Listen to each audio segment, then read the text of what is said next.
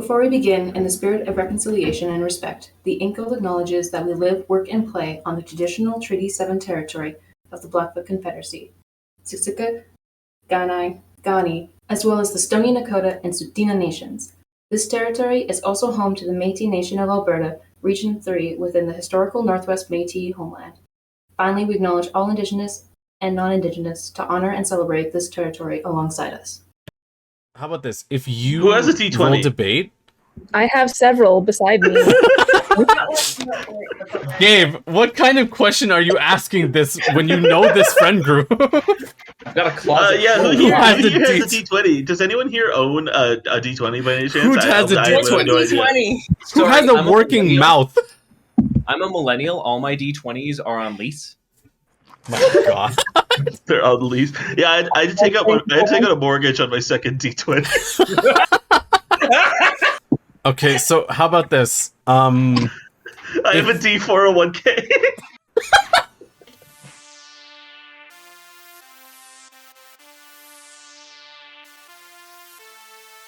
Hello, everybody. Hello. Hello. Hi! Hello. Hello. Hello, everybody. Welcome back to the InkGuild podcast. Just go to fucking therapy. And you know what? I'm not going to say anything bad. I want to work with you publishers. Don't correct me. I don't care. Get an email. Reese's Pieces. It's brilliant. Look how stupid his fucking hair looks. I would say spoiler alert, but like, don't read her books. It was adorable. It's very cringy. So cringe. Disgusting. Aggressive support, yeah! Thank you for the psychic damage. He's a furry that goes out at night and beats people up. Like, you're telling me he's competing with the flying Jesus metaphor? I brought you to this podcast, I can take you out. I'm signing out of the cowboy episode, good night. This is a powerful piece. So, did you get a degradation kink since we last talked? Because they're being real mean to you. You got almost all of those wrong. And the wheel. Oh, I forgot. You get distracted by Gabe. Hello, everyone. Welcome back to the InkGuild podcast. I am Dean, joined tonight by Alex. Hello. Gabe. Hello. Marie-Soleil. Hey. And Tyler. Hello. To end off season 7, we are going to play a topic lottery. As you can see here by our magnificent wheel, we are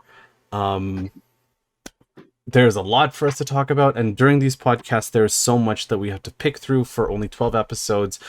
So what better way to kick off a season of 84 episodes so far and many more. I don't know where I'm going with this. Just topic wheel. We have a thing. We've made this topic wheel. We've all contributed to topics. There are some joke ones, and I will quickly kind of go over some rules. I won't explain every single one here because there are a few surprises, but otherwise, here's how tonight's topic lottery will go. Each one of us, in the order of me, Alex, Gabe, Marie-Soleil, then Tyler, will spin the wheel. We will each take 6 minutes apiece, going over each topic, and regardless of what it says, we have to oblige by it. Otherwise, I don't know how long this will end up going for, but with an average of 6 minutes, we're going to make the best of it. So, with that being said, I will actually... You're going to spin the wheel? I'm going to... Yes, I'm going to spin the wheel. The wheel. Spin This wheel is, we decided we couldn't pick a final topic, so we picked them all. Hooray! Mm-hmm. Spin the wheel! Spin the wheel! Okay. Spin the wheel! Spin the wheel! Okay. Oh my god, it's been so long.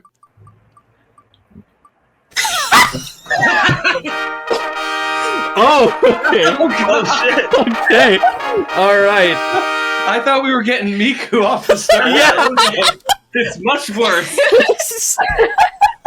Okay, Dean, what is the topic? Okay. What are we talking about? Yeah, spin for the topic, right? Yes. Oh, right, yeah. I will be... So, with debate, everyone, I will be...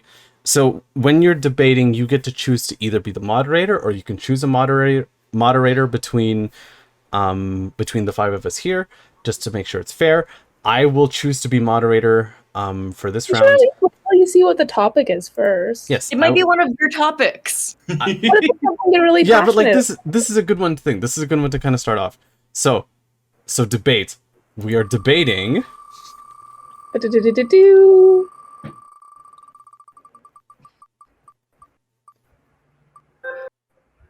Oh, Government. All right. no. I will have. Government in fiction, though. Mm-hmm. So In fiction. this will be a fun one for me to moderate. Let's go with Are you assigning us sides? yes. A sign.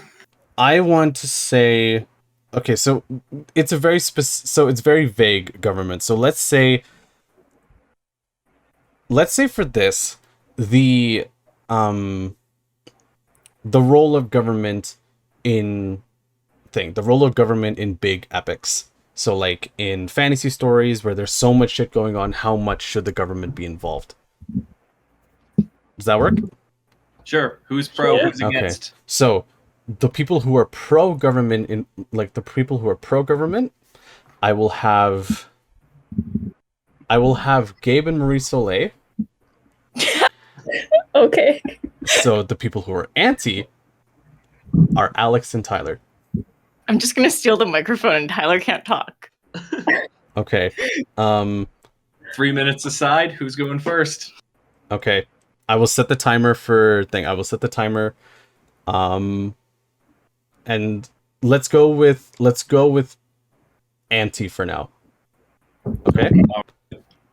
Okay? So Okay. when I count down, when I count to 0, you guys start. 3, 2, 1, 0. I just want to say it's really unfair that you put the 2 debate club members on the same team. So, Fuck you! Alex, anti-government stance in specifically, I'm assuming fantasy fiction and government involvement. If you've got superpowered heroes in the setting, why aren't they the fucking government to begin with? It's a fantasy setting. Yeah. What makes them think that they should be in charge? The divine gods? No, bullshit. The heroes are in charge. And they should be. Because they're the ones with all the power in the setting. So, what's the government gonna do? Sit on their asses and complain?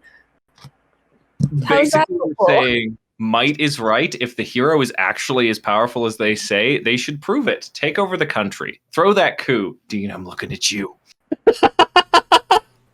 For the record, I was not actually on the debate club. This was for a high school class. Fair. But this is my stance. Yes, the government is useless in epic stories because they don't do anything. Also, in fiction, besides Game of Thrones, and that's a very loose besides because I don't actually like Game of Thrones, who wants to read about the government in a fantasy setting? George R. R. Martin's like, oh, yeah, Aragorn was king, great. What were his tax policies? Who the fuck wants to read his tax policies, George? Yeah, literally no one. The government is not interesting in real life, and it's not interesting in fiction either. Mic drop. You guys still have a whole minute. Okay. All right. Okay. So, all right, pro-government. Is your side ready to go? Gabe, do you want to go first, or do you want me to talk first? No, I'm ready. Okay, All right. you talk first, and I'll come after. Yeah. Okay. So, 3, 2, 1, 0. Okay, so like you guys are libertarians. Libertarianism doesn't work. You can't just say like, oh, everyone is the biggest muscles should be the government. Government in fiction. It's really important because how do you know what the tax policy? Oh my god. You say aside from Game of Thrones, but there are a great many worlds in which politics play a role, but we don't think of it as politics or government because it's interesting. Because we think of the real world as politics being boring. But when we look at something like Star Wars, we don't think of Darth Vader as a politician, but he's a politician. He's Palpatine. He's a politician in the universe, but he's interesting, so we don't think of it as politics. But politics are super important. Can you imagine how boring Star Wars would be if Palpatine was just some random schmuck and he wasn't the leader of a government? Can you imagine how boring Lord of the Rings would be if Aragorn didn't end up being a king? We don't think of kings as politicians either, but Aragorn's a politician. Aragorn is a political schmuck, and he's the main character of Lord of the Rings. That's like one of the most famous stories ever. And am I allowed to interrupt? I would like to say, please. There you go. Okay. Gabe, may I take over? Yeah, take over. I'm taking a sip break. Government is needed as a series of checks and balances. And also, who's going to be the big bad in any of the dystopian novels if you don't have an evil government? Like in the Hunger Games with President Snow and even President Coin at the end of it, or whatever her name is. Yeah. You got to have the big bad government looming over everybody. And they also, after they defeat that government, installed a different government. You can't have a big war, a civil war, without the government. You overthrow the government, you need to put in a new government, or else there is anarchy. And anarchy doesn't tend to work in fiction. I don't think it works in the real world either, but still. If you want to talk about, I'm staring at a big Godzilla poster. So this is like invading like my ability of what I want to talk about. But like, if you look at like stuff fiction that has government, fiction that doesn't have government, you look at a movie like Shin Godzilla. Shin Godzilla is a movie that's all about. If you haven't seen Shin Godzilla, I'm not going to spoil it, but like, Shin Godzilla is a movie that's all about Godzilla from the. Okay, it's from the perspective of various politicians and bureaucrats trying to. So from the government side of that, the government's the one that orders the army into big battles against monsters. If you look at fiction with no government, you get the American MonsterVerse movie where it's just a bunch of random schmucks running around doing Godzilla stuff. And they're going like, "Oh, I'm American. I love Godzilla." All right, stop. Okay. Gabe, I never heard you speak so fast in my life. Okay. Both rebuttal. Well, that was the end of the 6 minutes. So technically my section is done, but if I had to award a winner, I just wanted to say Aragorn is not the main character of the Lord of the Rings.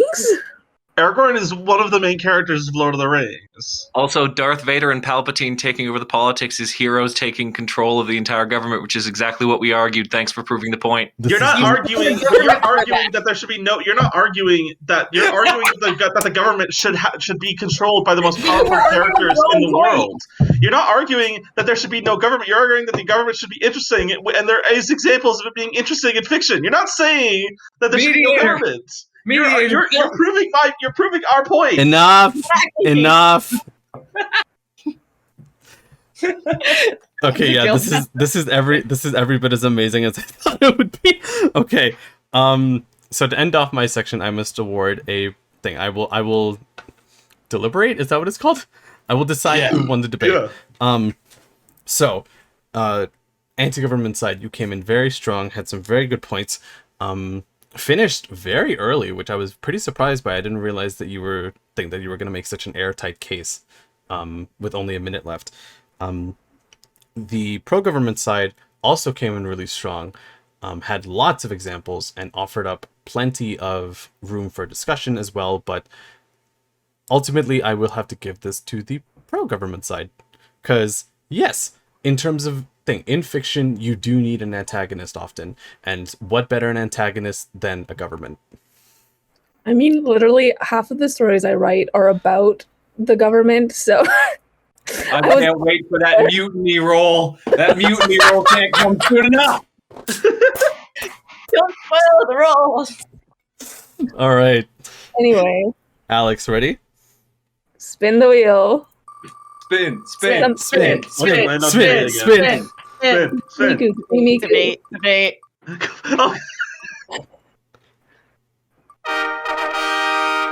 All right.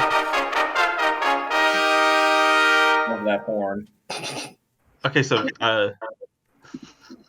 What am I choosing? Okay. So anything from here. Or any of your topics. If you guys want to choose a topic from like the Google host sheet, then you can. Let me just open it real fast because I didn't have it open. Wow, this is really stressful. What do I want to talk about? You know what? Let's do. If we get it again, are we gonna have to do it again? Somebody else is going to host it. Yeah. Let's do one word story because I wanted to do that one. Okay, one word story. Okay, we have 6 minutes. okay. This is gonna be super fun. I'm gonna start it. We're just gonna go down in the order. So Gabe, you're next, and then Marie-Soleil, then Tyler, then Dean, then back to me. Okay. Sound good? Yeah. Yep.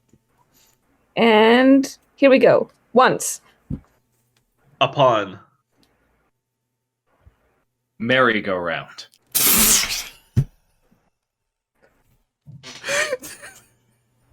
Did we even hear Marie-Soleil go? I said, Oh. Okay, Once upon a merry-go-round Once upon a merry-go-round. Tyler's also typing this out, so. There. was The. Elephant. There was the elephant. We're going to call that a period quick. mm-hmm. I'm going to go, they Started. the Sweat. Shop. known As. fire Bar. We're going to call that a period as well. Marie-Soleil, take the next sentence. It was Pretty. bad. For. Okay. It was pretty bad for. Quality. but There's. Some Maracas.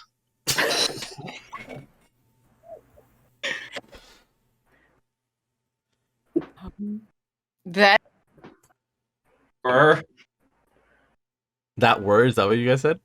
yeah. That were loud. and Spicy.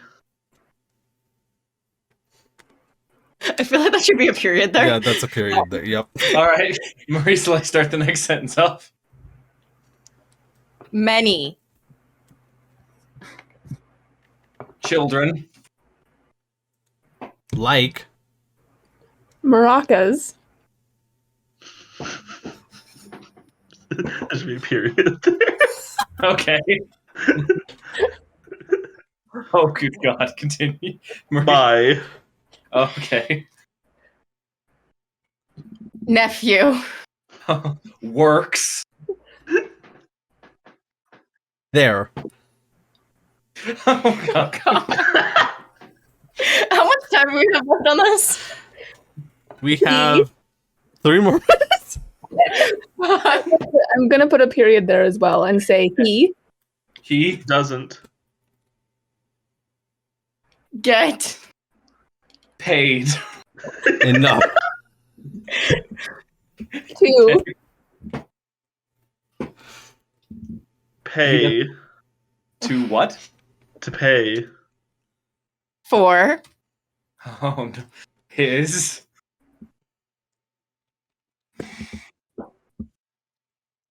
For his dance. classes. Oh, okay.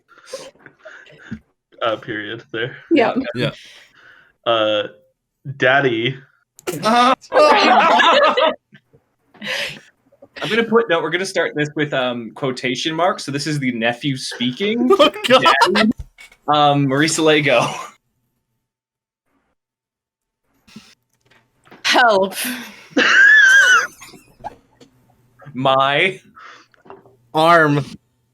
Oh, God. Hurts. No.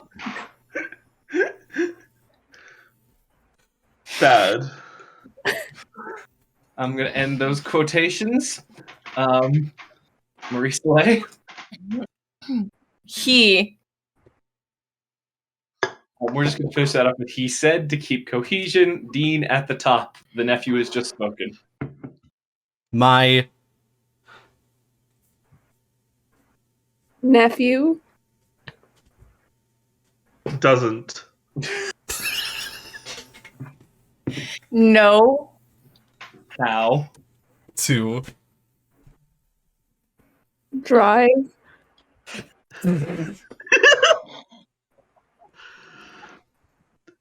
My.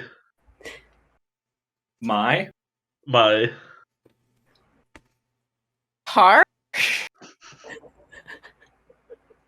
I'm just going to go with a he to continue this.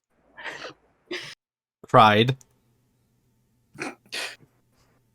Every. Night.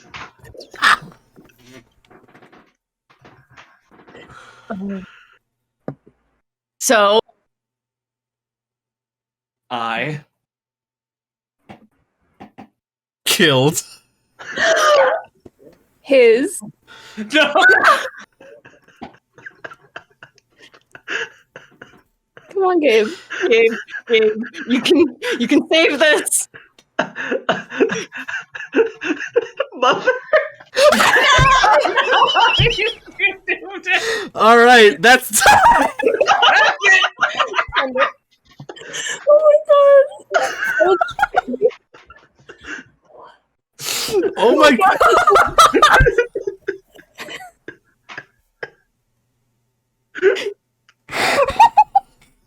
Oh, did you say the full version? Yeah. Oh my god. I was really hoping you would go for the boss option. Yeah, kill the elephant. Okay. Anyway, Oh my god. Gabe, it's your turn to spin the wheel. I'm saying it.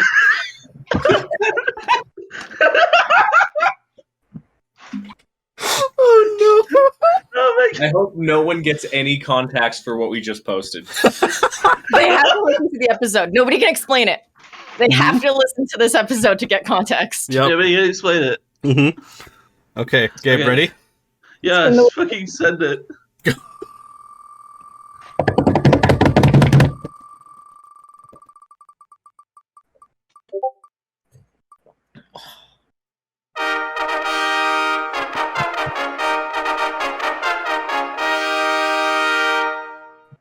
The Ghostwriter. with Miku, and I'm Cool. disappointed. My favorite Nicolas Cage movie. Okay, he's just going in there. Okay, go, Gabe. Okay, so I'm your host today, and we're talking about Ghostwriters. If are you dead and are writing? That's not what we're talking about. Are you writing a book for someone else? That's what we're talking about. How do you guys feel about Ghostwriters? Do you want to become one and make lots and lots and Do they make lots of money? I've never looked at the Ghostwriter salary. I or yeah, like It depends on who you're ghostwriting for. I know They in can the make a movie, decent amount of money, but nobody knows who they are. if you like write for like a politician's autobiography or something, that's like a lot. I know that happens. That's like none of these fucking boomers can actually write, so they just get ghostwriters to like. If you're like, I'm like Jeff Bezos, I want to write an autobiography. It's not just hires a ghostwriter. YouTubers also hire ghostwriters. I was gonna say, yeah, like Oh yeah. oh, here's a question: who would you want to write for? A boomer or an influencer? Neither. Fuck I both. would- Like if you had Boros to choose between one of those two. If I can I choose my influencer? Yeah. I'm gonna write Logan Paul's autobiography. Oh. Yes. And, I'm a fan of ghostwriters personally. It's I just- work, I guess. Mm-hmm. I guess, Yeah. but I'm also just like, I mean, Kate. No, Marie-Soleil, you might be able to relate to this, but I remember reading like the Vampire Diaries books growing up. Yes. Loved them. Halfway through, replaced by a ghostwriter. Yeah, she had a different. L.J. Smith had a different vision of how she wanted her books to go, but the publishers wanted to go in a different direction. So she was like, "I'm done." So they got ghostwriters to finish it, and they got different ghostwriters to finish them. So only the first 4 books were written by L.J. Smith. So like, yeah, and the rest of them, it's just like they feel completely different. I remember like being like, why do these books feel so different all of a sudden? Very strange. Mm-hmm. So, like, I feel like in that case specifically, I don't like them because like it's just like it takes away from the story that you're enjoying. Mm-hmm. Well, I mean, like that in itself is one thing, right? Like you're ghostwriting for like a popular, like ghostwriting for a popular series is one thing, but if you're doing an autobiography, it literally doesn't matter, right? Because like that happens so often. There's not really any kind of like. The worst thing that you could do is like misrepresent someone's life, but then there's like, which I mean, you know, typically if you're like doing like an autobiography for someone who's like an influencer or a politician, you're gonna like have to do that because they have like like especially politicians, they have like a like Jesus, like Trump's autobiographies, they're very like, oh, I want to mandate like what people are gonna think of me after they read this, and as a ghostwriter, you have you would have to do that. Yeah, but like with a series, that's probably where it's more consequential because like there's whole narratives, there's characters. Like you can't just give that to someone else and be like, okay, here, take care of this. Well, it's also just like scab behavior. I feel like the difference here is between nonfiction and fiction writing. Yeah, I feel like in nonfiction it's okay because a lot of like famous people just don't know how to write, and like, you know, getting help for that I don't think is a problem. I don't like it in fiction though because it feels like hiding someone else's ideas behind a name that didn't have anything to do with them. Yeah. I also think it's really I think it really sucks that like if someone is like working with, like if someone like the Vampire Diaries author is like working with a publisher who like they're like is like not cooperating with like their vision as an artist, it kind of sucks that like the publishers aren't like roadblocked by the artists their vision. They can just be like, oh well, I'll just hire a ghostwriter. I have the right to you. So like gun to my head, influencer or boomer, I'd actually pick like my dad. Because I think he has a very interesting and very traumatic life that could be a very interesting biography that I would totally love to write. I would write a vampire. The question is that a boomer or an influencer? My dad is definitely an influencer. He has a YouTube channel of him and my mother going dirt biking. It's cute as shit. It is. It's just so cute. And they've used some of Taylor's music in their videos. It's adorable. That's amazing. I guess the question is, if you're writing a biography about like someone whose life you're genuinely interested in, would you rather that be a ghostwriting job, or would you rather just like write a biography and then it's your book, but it's like a biography on someone else? Like it depends on the person. Like if they have a really interesting story and you have the means to tell it, then yeah, absolutely, I would do it. I think writing it as yourself, though, instead of a ghostwriter, as if they are portraying this as their own work, you have more freedom writing it from yourself. So if you disagree with something they've done or something, you don't have to spin it into a positive light. You can write it as like these are my thoughts about this person. Yeah. Wouldn't it be funny to read an autobiography where it's a ghostwriter, but they're absolutely just trashing the supposed autobiographical? You do your research, wasn't a ghostwriter. This person actually just hates themselves. That would be very funny. That'd be great, yeah. All right, we have 20 seconds left. I think we could stop it there. All right. Host, and have anything else to say? I wish this was about Ghostwriter You can make that. If you roll choice again, you can do that. I don't have that kind of power. You don't want to give me that kind of power. Oh my god. Okay, well, Marie-Soleil, are you ready to go then? Yeah, go for it. Spin it. Right. Spin the wheel. Spin the wheel.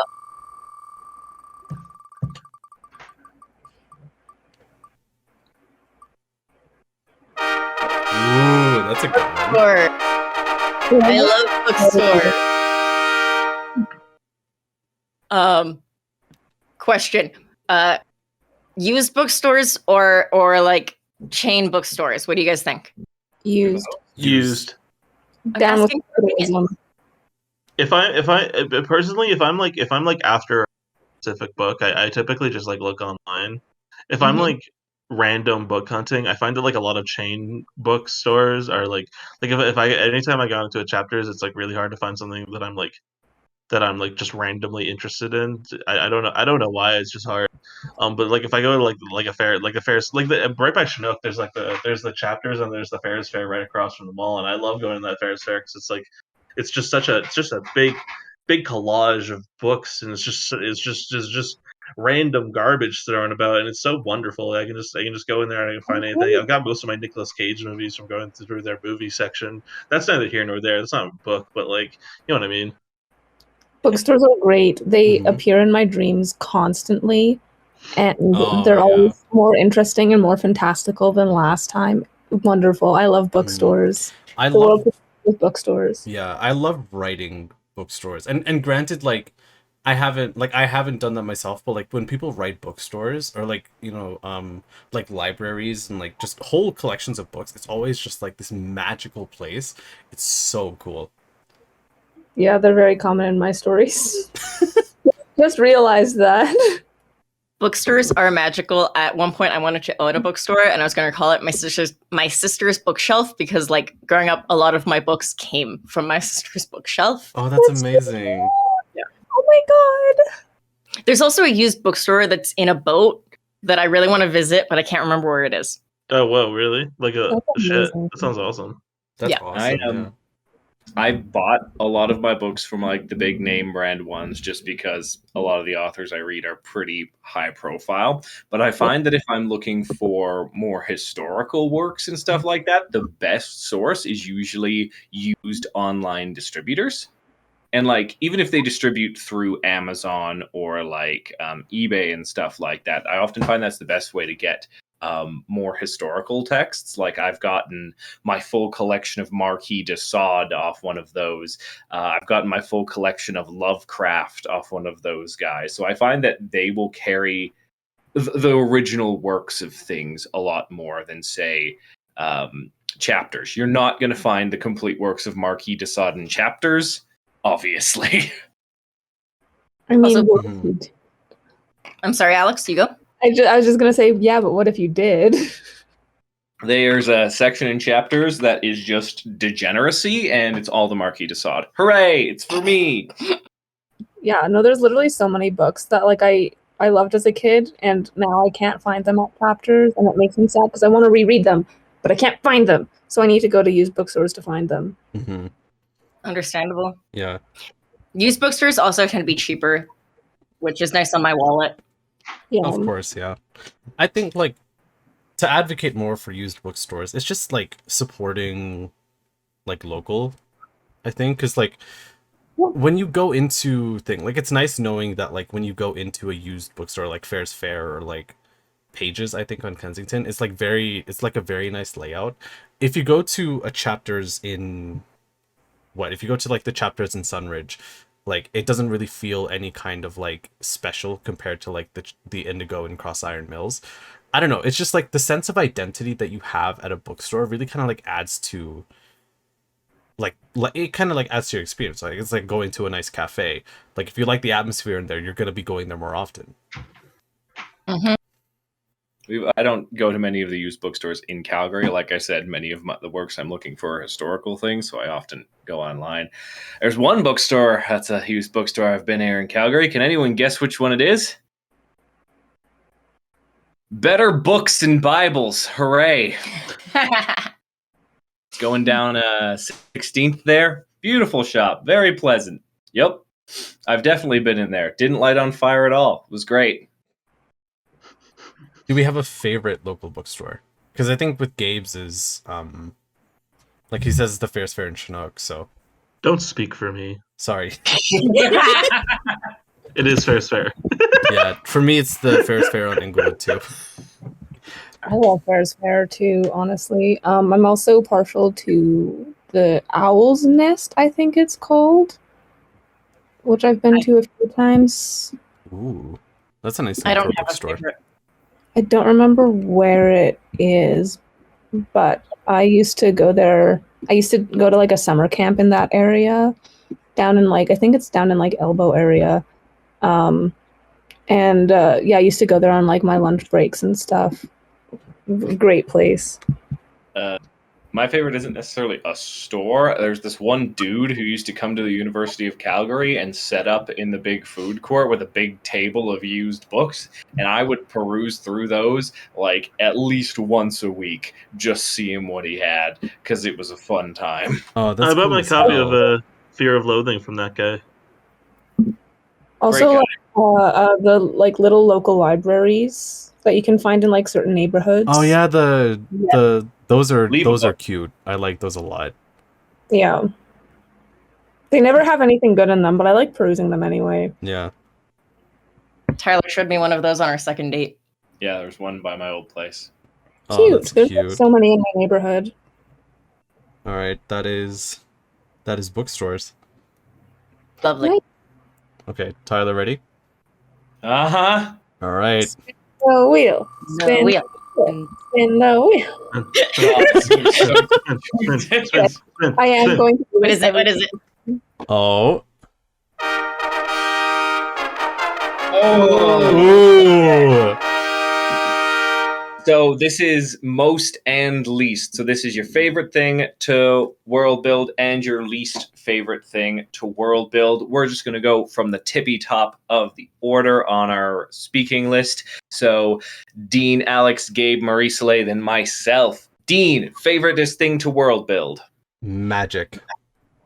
Great. Love it. Alex, favoriteest thing to world build? Probably religion. Yup.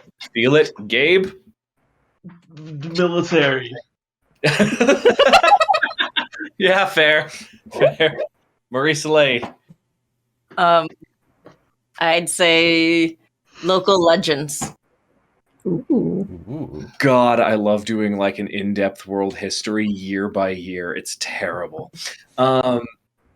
Dean, least favorite thing to world build? I actually could you actually come back to me on that? I have to think about that. Pat, Alex, least favorite thing to world build? Economics. Yeah. Yeah. Yeah. I hate money. I don't get it. I don't want to. Mm-hmm. Gabe, least favorite thing to world build? Oh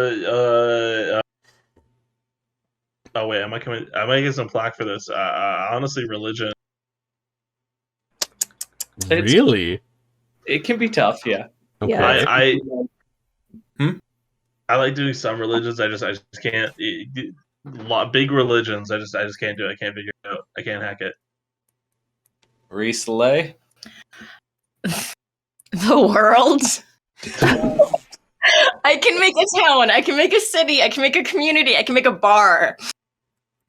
But I don't like making the whole world as a grand system. Marie-Soleil's like, fuck everything. Just give me a town. We don't need to leave the town. We don't need to know what's going on outside of the town. Here's who the president is. Who cares about the government and the taxes? Me, 2016. Spoken like a true character writer. My least favorite is going to be religion, but from a different aspect. I am so very much, I have to figure out how this world was created. And it's my least favorite thing to do because that means, to some extent, someone in some religious circle was right, because that is the motif I use way too often. And I honestly dislike it. And I wish I could soft world build more and leave things a lot more aloof. Personal peeve. Interesting. Yeah. I just tend to be like, the world was created the same way Earth was created, in that it wasn't created, it just happened because of science. Oh, you know what? Maybe that'll be my least favorite thing to world build is origin. Yeah, kind of, right? Things just exist. I don't want to come up with some whole backstory of how everything was made. Fascinating. So I'm at a third one into this. And it might relate to, obviously, but try and pick a different answer. What is the hardest thing for you to world build? What do you always have the most trouble with, Dean? Environments. Like biomes? Biomes, yeah. Yeah, Okay. to specify biomes, yeah. It's because when you're trying to describe a swamp or when you're trying to describe like a desert, you can kind of account for like how everything looks and for like some of the animals, but like you have to account for like weather, you have to account for like if you know, if civilizations start populating it, like you have to account for all of that. And that's like, it's fun, but it's really hard and it takes like a lot of time. Alex?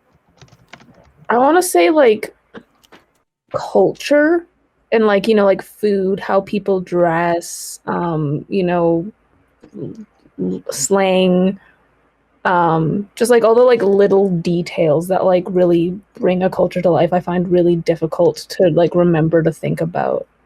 It's really fun, but like it's just very like, you have to be very detail oriented with that kind of stuff, which I am not. Fair.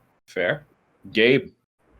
Hard rules of a magic system I always struggle with.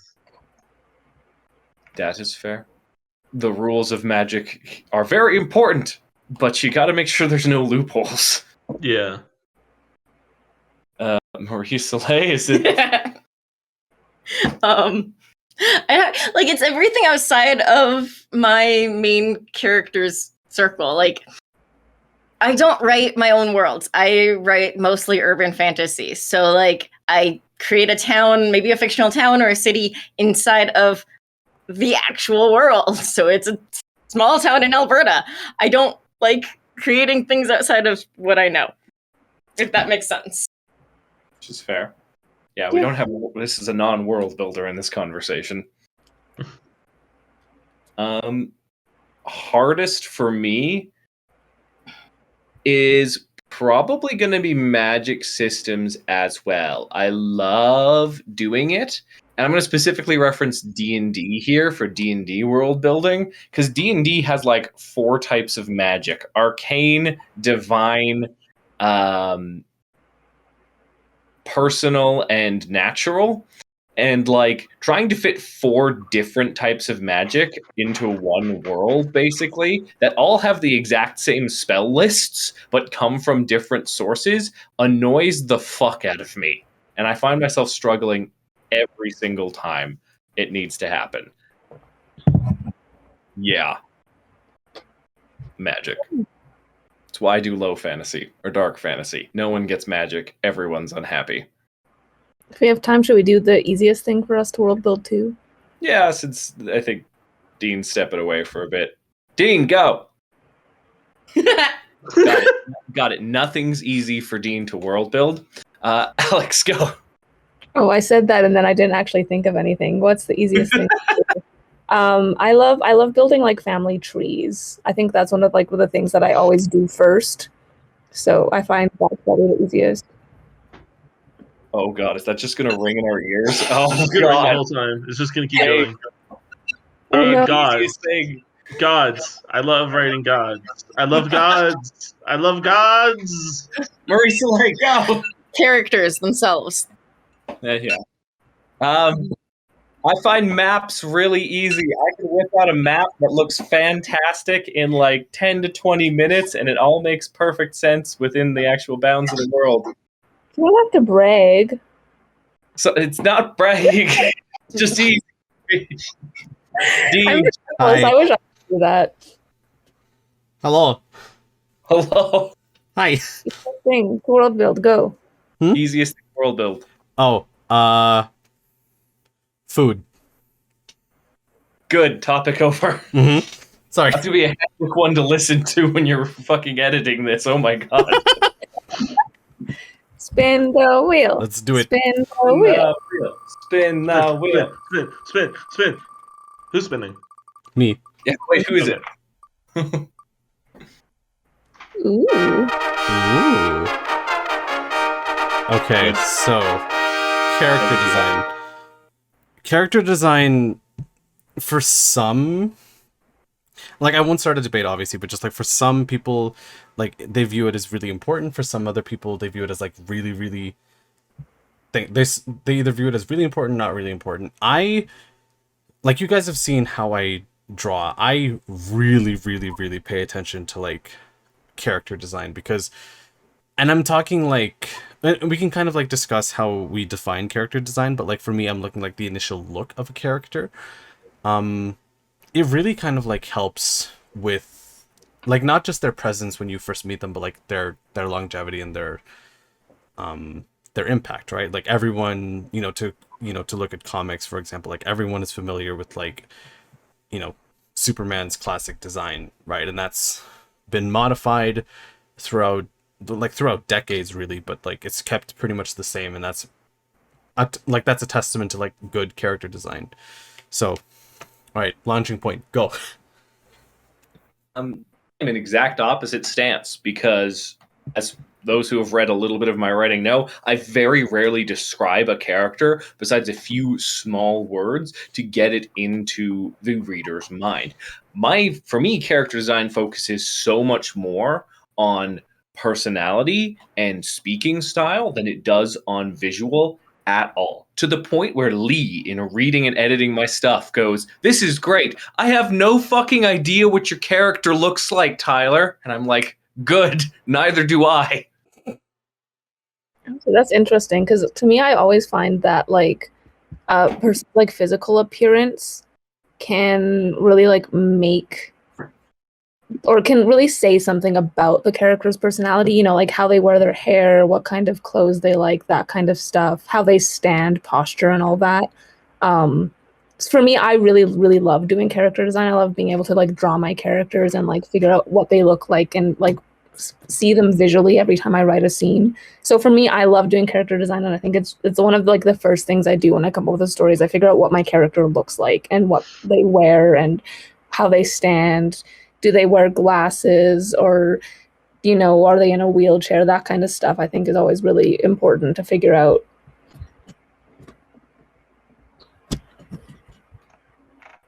Gabe, how about you? I think character design is a really important part of my process, because I want my characters to be cool as fuck, and I need them to look cool as fuck if I want them to, in my brain, be like dope. So I don't really spend a lot of time drawing characters, but I do spend a ton of time like on like character creators and stuff, like trying to visualize the character. So I spent a lot of time on Hero Forge recently, making random characters out, because I want them to look cool as fuck. It's just important to me. I don't know if I like put a ton of attention into like certain details as much as I convey like if I'm designing a character, I want to convey like a certain vibe from them, I guess. So I think like if I'm like designing their outfit or something, I want to I might want to like give off a certain vibe, give off like a certain feel for their character, I guess. Mm-hmm. Yeah.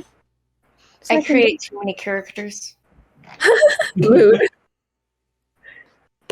See, it's interesting because I'm not very visual when it comes to these sorts of things. When I'm like visualizing a scene with characters interacting, I actually only half visualize people walking and talking in a scene. I more visualize a weird jumble of their personality traits standing where that person should be, talking with another collection of character traits that's also standing there having this conversation.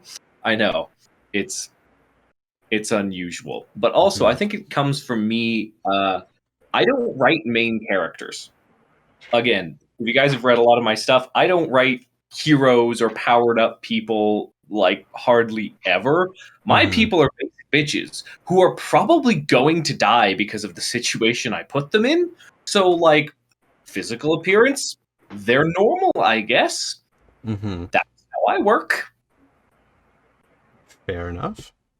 Except for my D&D characters. My D&D characters are flamboyant as fuck. Shout out to Jingle. Shout out to Jingle. We love Jingle. Yes. Okay, for the last minute, let's talk about our favorite designs, or our favorite character designs. So like our favorite like costumes and all that stuff. I'm recently rewatching Shadow and Bone with Mari, so I love how everyone looks. Like I love the look of the First Army, I love the look of the Grisha, I love the look of like the kids from the orphanage. I love, like, whoever was designing, like, the costumes for Shadow and Bone. Props. Alex? If I'm just trying to pull something out of my ass. I love magical girl designs, especially because I rewatched Madoka Magica recently, and I remembered that how big of an influence the designs of the magical girls in that show were on like my style and how I draw magical girls.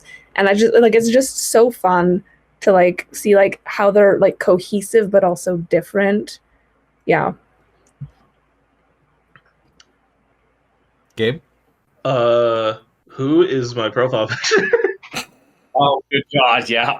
I think like one of the reasons I got into was because Denji has like probably one of the most like striking and like immediately attention grabbing protagonist designs that I have ever seen. I like you take one look at him and I'm like I got this. Mm-hmm. Marie-Soleil, how about you? I cannot think of anything. I am drawing a complete blank. Oh no. I'm gonna say Empire of the Vampire. The main character there is good, but his whole Argent Order is really good. They're like a strange mix between Witchers and Hunters from Bloodborne, and he hit the exact sweet spot between the two that made it real nice. That's cool. All right. Well, that is character design. Alex? Spin the wheel. Spin the Wheel wheel. the spin. Wheel the spin. Wheel the... Huh? Oh, how the turns have tabled. Oh, the tables.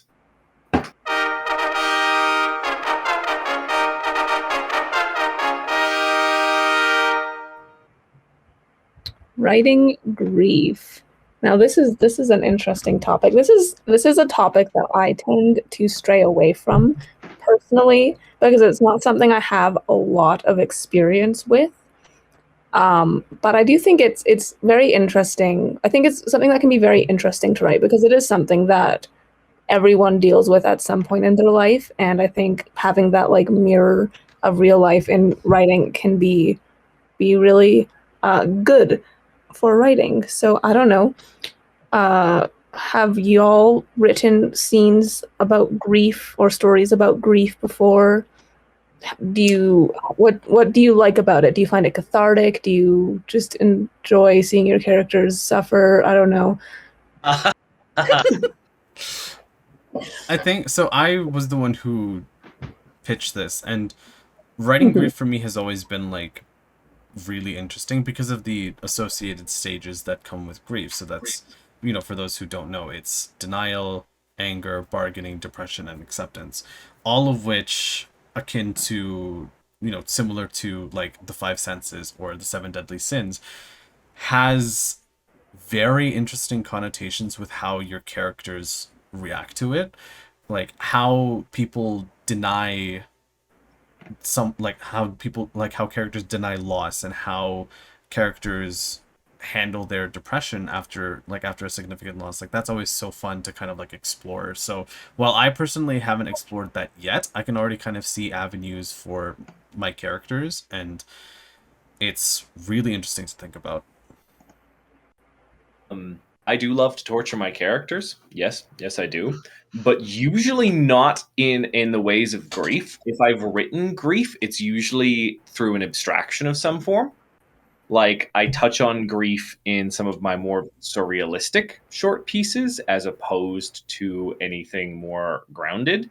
If I'm going to write grief, it's not going to be like a long-term grief. The grief that I usually go for is that sort of right before you die, the grief that you will never live more than you are in this moment that you're about to die right now. So I don't go through the stages. Mine is more an immediate existential dread that is grief. And I usually write that as a form of grief, as a form of begrudging hatred of this current situation and then falling into acceptance before death.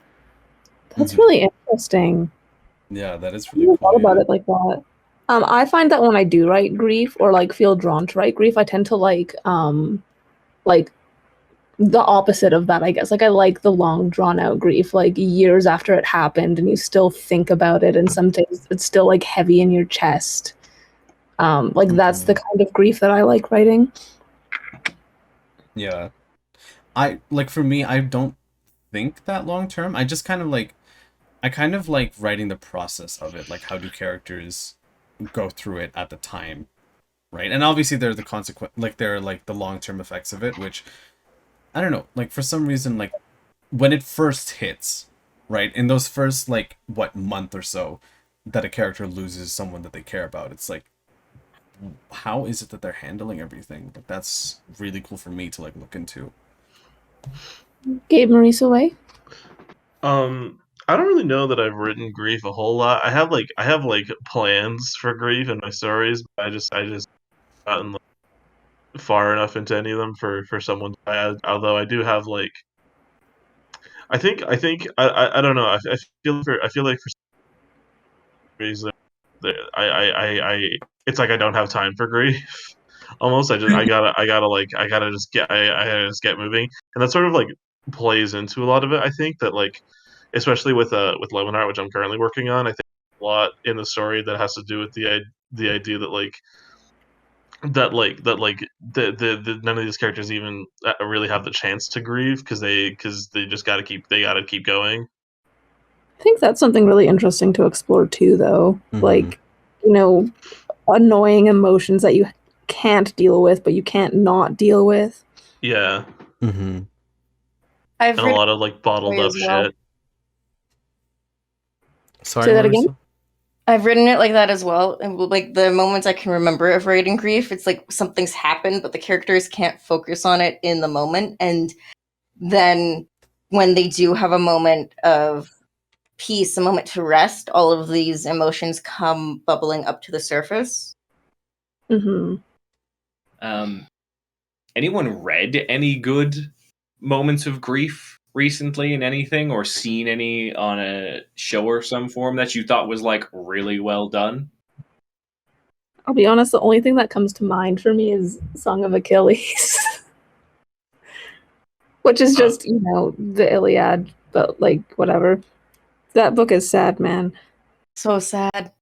The one that always comes to mind for me is Mustang with Maze Hughes' funeral in Full Metal. Mm-hmm. That shit's always very effective every rewatch. Funny, for someone who pitched it, I actually don't have any immediate ideas that come to my mind, but yeah. Oh, maybe a weird one, but isn't there a scene in the Avengers movie? One of the Avengers movies, I don't remember which one, where the Wanda's brother dies. I don't know if this actually happens in the movie or if I'm just making it up, but it's I just there's these moments when a character dies and then someone they're close to who's really powerful just loses it. Yeah. Yeah. Love emotional outbursts of grief that have consequences because the person who's grieving is so powerful. I think that's always really, really interesting to write. Mm-hmm. Yeah, that's fair. All right. Gabe, ready? Oh shit! Yeah. Spin the wheel. Spin the wheel. Spin.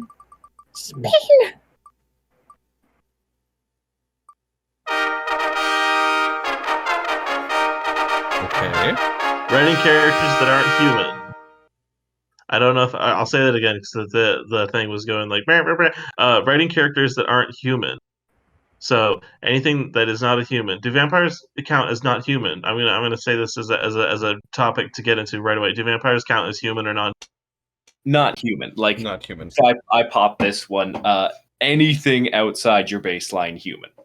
Yeah. I would See, I say was so too, yeah. propose something similar to this, but I was thinking along the line of anthropomorphism, animal characters or toys or that kind of stuff. Oh. But I think it's also interesting to debate the line of what is or isn't human. Yeah. Mm-hmm. I think that's something that I've sort of struggled with Glass Inferno definitely because it's something that I've I don't know I've always found how like the line between like elves and humans, for example, is drawn. I think that's very how it's like oh they're a different race, especially with something like Lord of the Rings where if it's something like Elder Scrolls where the elves look like weird motherfuckers, I can see that, but like Lord of the Rings like basically look human. I don't know if this is true in the books, but they basically look human except for like minor physical traits. So I guess it's interesting like how you would go about determining where the line is drawn between like what is a human and like what isn't a human. I would consider elves human for these purposes. See, in posing this one, I'm thinking of my own writing and in the mythic cosmos, because we have three extremely distinct species within the mythic cosmos. We have artificial intelligences, we have our planetary gods, and we've got our humans. And the perspectives of each of them are so unbelievably different. And so far, I've only written humans in the setting, but I'm really excited to try and write a god, something that has a perspective that is billions of years, right? And that really interests and like frightens me because I don't know how to make it alien enough to get that perspective across. Because again, I'm just a human. My attention span's like 5 fucking minutes. I don't know how to write 5 billion years of attention. Yeah. I also love like stories that take characters that we would look at and go, that's not human, and like humanize them though. Like I think that's really interesting. Yeah. Like way to do that. I'd I'm also, like, I'm sorry. I was just gonna say maybe I'm just gay, but like good trope. I don't know who here has played like the Mass Effect games, but I feel like those ones are very good at like taking like aliens from like ones who look vaguely humanoid but like with slight differences to dudes who are like these like 10-foot tall like gorilla creatures with like tentacle faces and making them like seem like they're human but like with like just little quirks other than their gigantic monster appearance. I feel like that's like a very good template for how to write like a world. These things are like coexisting. I feel like to define a human, you have to define their life, not life expectancy as in like the how long they will live, but like their life experiences. In Canada, we have an average lifespan of like 82 years. And yeah, granted, you'll have a couple people that live to be like 100, 102. But if you look at like elves in fantasy realms, they live for hundreds of years. We are mere children to them by the time when we die. Mm-hmm. There's a wide difference by that. Yeah. It'd be interesting to see like stories where like humans are framed as like the long-lived ones, and then like the there's like or not humans, but like a human lifespan is livedness, and then there would be like other motherfuckers who are, like maybe 10 years at the most.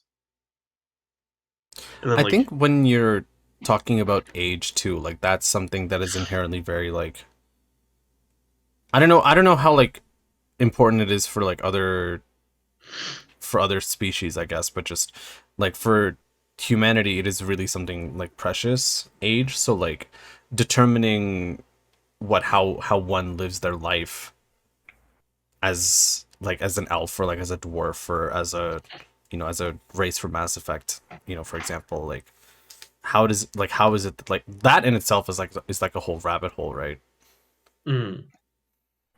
See, a fun one. Mm-hmm. I always take the opposite approach. I love to humanize things. We're humans. We love to. We are pack animals. We are pattern recognition animals. We love to humanize things. It's literally in our blood. I do try very hard to go the opposite, though, in a lot of things that I do. But it's very hard to write like a hive mind creature that has no human aspects to it. That's entire purpose is something else.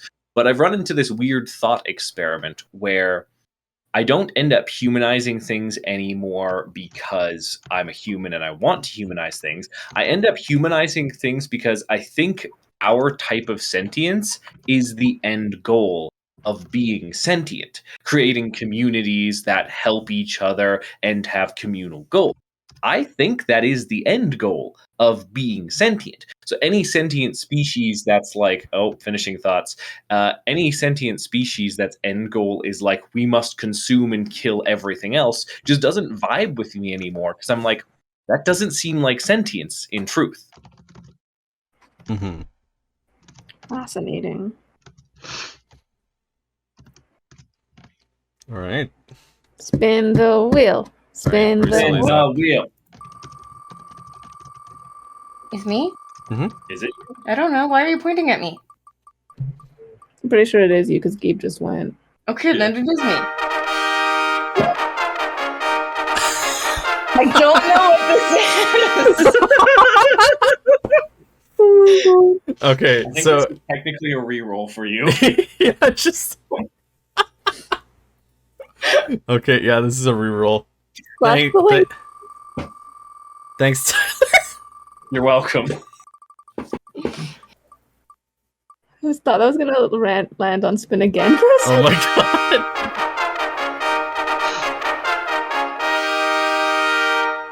So the topic is voice actors. Mhm. And I think voice actors are very interesting because, like, my main experience with them is the Critical Role cast. Because I don't play a lot of video games and I don't watch a lot of media that uses voice actors. But, like, I lost my train of thought. It completely derailed and went off a cliff. Who's your favorite voice actor? For the longest time, I would have said Troy got into NFT. Now it's Steve Blum. Gabe, you're cutting out really Yeah, hard. who is Really? it? Shit. Hang on. All I heard was I would have said Troy cut off Yeah. NFT. Yep. Mhm. Okay, hang on. Am I coming through? Yep. No. Like, Really? Not. You are Really? now. You are now. Coming through now? Yeah. Okay. What I was trying to say is that for the longest time, I would have said Troy Baker, and then he got into NFTs and he ruined it for me. So now I would say Steve Bloom, 100%. Steve Bloom is like the goat for me. I Those of you, Steve Bloom voices. He's Cowboy Bebop. He's Cowboy Bebop. He's Mugen and Samurai Champloo, and he's Sub-Zero in the Mortal Kombat games, and he's done a lot of other video games and anime. Sorry, Dingo. I was just gonna say my answer's really quick. Nolan North and Ashley Birch. I don't think I have one. Yeah. I got trouble with this one because I don't look up who the voice actor is of my favorite thing. The only time I do is if I recognize a voice. Oh, no, you know what? Sorry, continue. Sorry. I was just gonna I watched the Carmen Sandiego show on Netflix, and there was like a character in it who had a voice that I was like, that's really familiar. So I looked them up to find out where they were from, and that's the only time that I ever look them up is if I think their voice sounds familiar. Otherwise, my only interaction with it is through Critical Role as well. Yes. The one that just popped into my mind was I don't know Johnny Young Bosch. Definitely up there. I know him. I have all things. I know him. Yeah. No, personally? I have hunted and stalked him through the forests of Myanmar. Yes, I know him personally. For those listening who do not know who Johnny Young Bosch is, a good example. He is the English dub voice for Lelouch in Code Geass. Oh, Yeah. interesting. Mhm. Oh, I've never watched the dub, so I wouldn't. Oh, he know. has a very striking voice. He does. So an interesting thing on voice acting in general, I really don't like guest voice acting where you just come and provide your regular ass voice. I was going to bring this up too. Yeah, This is such a thing right now where American stuff especially will get just random celebrities to come voice characters and they don't know how to do voice acting. And then you look at somewhere like Japan where voice acting is a really respected profession. It's tragic. Mhm. I really hate how when a Ghibli movie gets like brought over to the West and they do the dub, they always get like a bunch of like celebrities to do it, and I don't know. I'm not a voice actor, but I've always wanted to get into it. So I've like done a lot of it. It's like really fucked up how like that you got all these people who commit their lives to voice acting and they do this. And then whenever the big roles come along, they're like, okay, let's get these guys who don't know how to voice act. Let's get like Taylor Swift and Kanye West. Like Yeah. But can barely act, let alone justice for act. voice actors. Mhm. UK23, that's my new platform. New hashtag for the mayoral candidate. So like there are a few examples of this that I'm okay with. Like I think Will Ferrell did a great job in Megamind, and I fucking hate Will Ferrell. Mm-hmm. So like that's one exception. But Megamind was also pretty well voice acted. It wasn't just his regular voice the whole time. He did put on a persona. He did do some interesting things with the character as opposed to just coming in and talking. A reverse of this is there's a really shitty stoner movie called Paul where it's just Rogan in an alien's body. And I was like, this is unnecessary, and Seth Rogen's voice is not good enough for this. Yeah. They keep putting Seth Rogen in like voice acting roles and like animation, and it's bad every single time. Like, nothing like takes me out of an animation quite like I'm watching it and suddenly a character goes.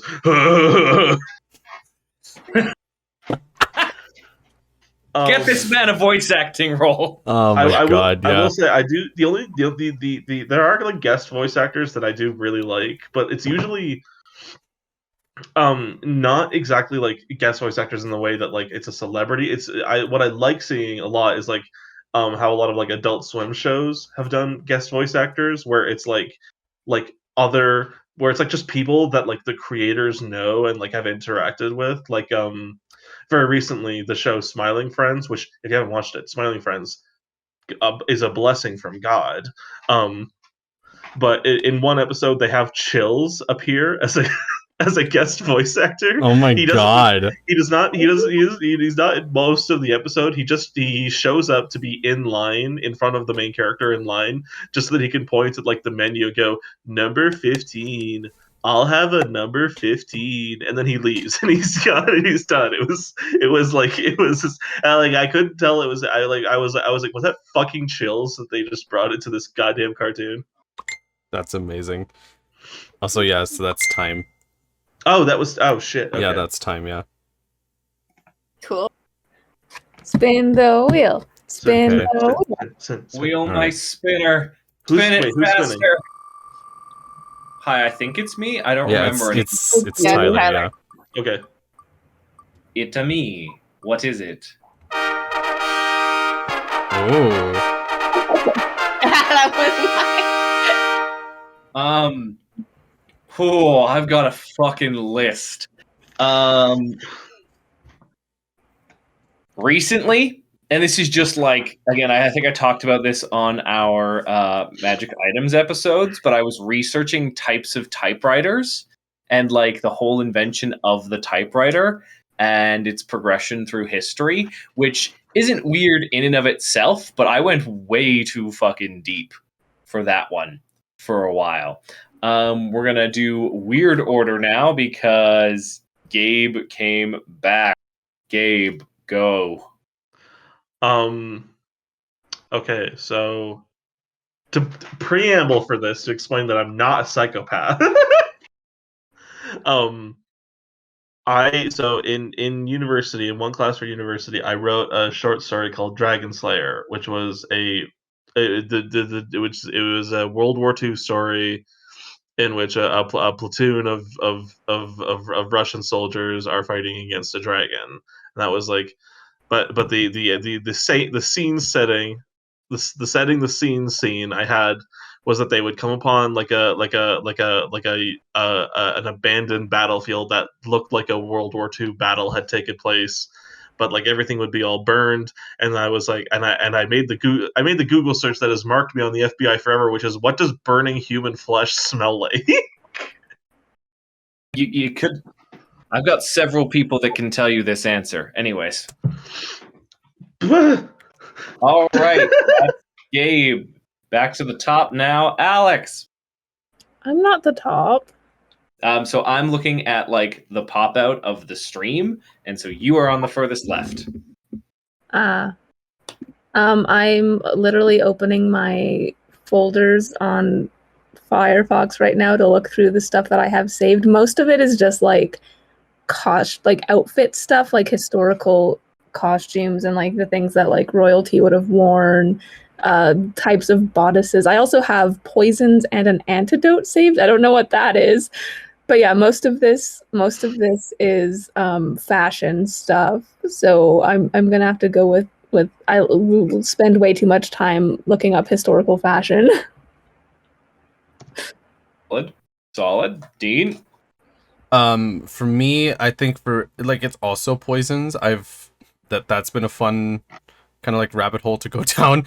I think so. I draw and often refer to like character poses, and maybe it's just my own personal thing, but there's just something that feels inherently weird about like having to examine another person like point by point and like trying to capture their exact pose. I don't know why I don't know if it's just me or like if that's just my own kind of thing, but like yeah, like whenever I've had to search in like, you know, like male pose or something, I'm like, God, I don't know how I feel about that. And then this one's kind of like a cliche at some point, but like Googling weapons just makes me feel like, oh fuck, I don't want anyone to think I'm some kind of insurgent.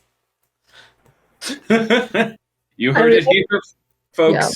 Dean is some kind of insurgent. No. Dean, you can't take this title away from me. I've spent several hours Googling how to purchase a weapon. I realized I can also add historical alchemical terms to my list because I think that's a little bit weird. Marie-Soleil? It's a tie between the toxic amount of nutmeg and how long it takes for a grown man to drown. For making references, 10 grams of nutmeg can lead to toxic side effects. It also makes you hallucinate. Yeah, it's a psychedelic. Amazing. Important stuff to know. Mm-hmm. But don't take nutmeg as a psychedelic because it is toxic in that large of a quantity. You will be hospitalized. But tripping. Not a good trip. That's a nice wordplay. I've done the research. It's not a good trip, apparently. Funny. Wait, what are you guys doing in here? We're doing nutmeg, do we? And you don't want no part of this shit. Merry Christmas. God, I'm gonna have some really fun eggnog this Christmas season. Oh. I'm not gonna put nutmeg in it. I'm actually just gonna put like 3 tabs of acid in it. Oh yeah, that's safe. Funny we all have poisons, because I literally, instead of looking it up, I bought a book of poisons, specifically like for writing, which gives true toxicological information on all sorts of poisons, natural and man-made, as well as the antidotes for writing purposes, and if it's been used in famous writings before. That's cool. Ooh, interesting. Yeah, it's a fantastic little book. Had a lot of fun with it. Drop the name of the book. The Book of Poisons for Writers? I can go get it. It's on the bookshelf. Yeah, you can take a picture of it and post it in the chat if we want. All right. Amazing timing. We're all nailing the timing right now. We're doing really good. Okay, so let's see. Let's go for maybe like another round of picks, and then we'll kind of go from there. Because 3 rounds so far has been. Yeah. Okay. Spinning. Go. Spin. Wheel of Fortune. Wheel the spin. Spin. Can I buy an A? Mayoral vote. Yes.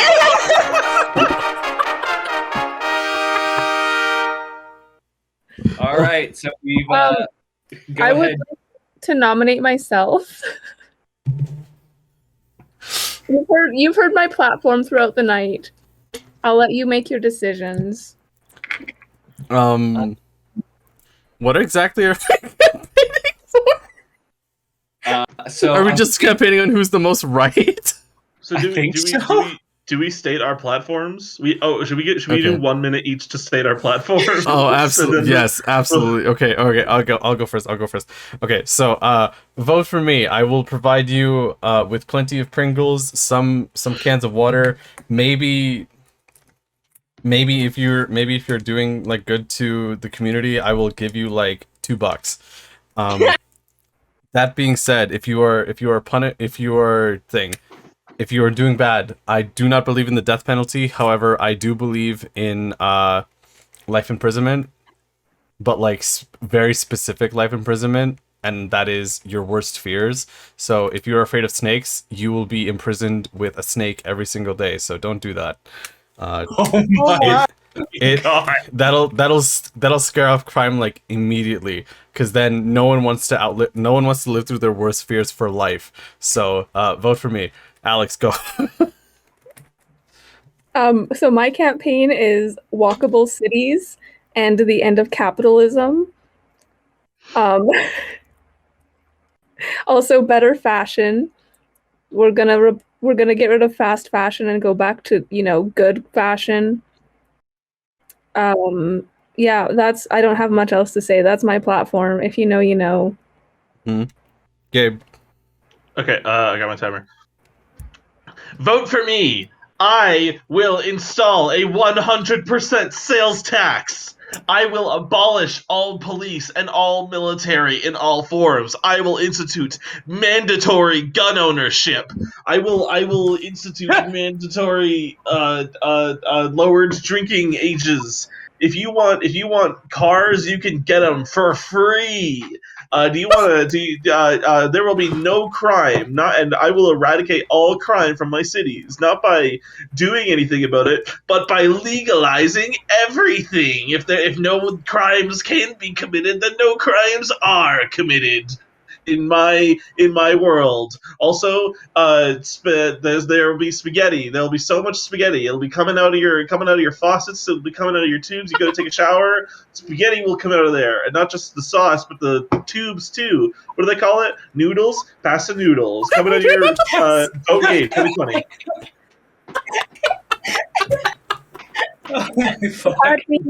You had me until we got to spaghetti. I'll be honest.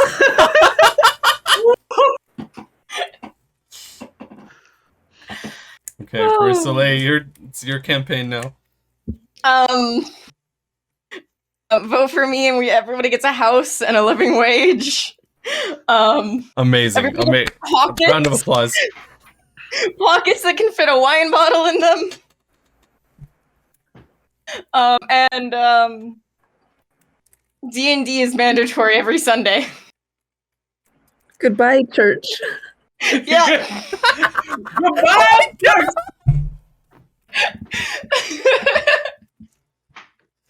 That's my platform.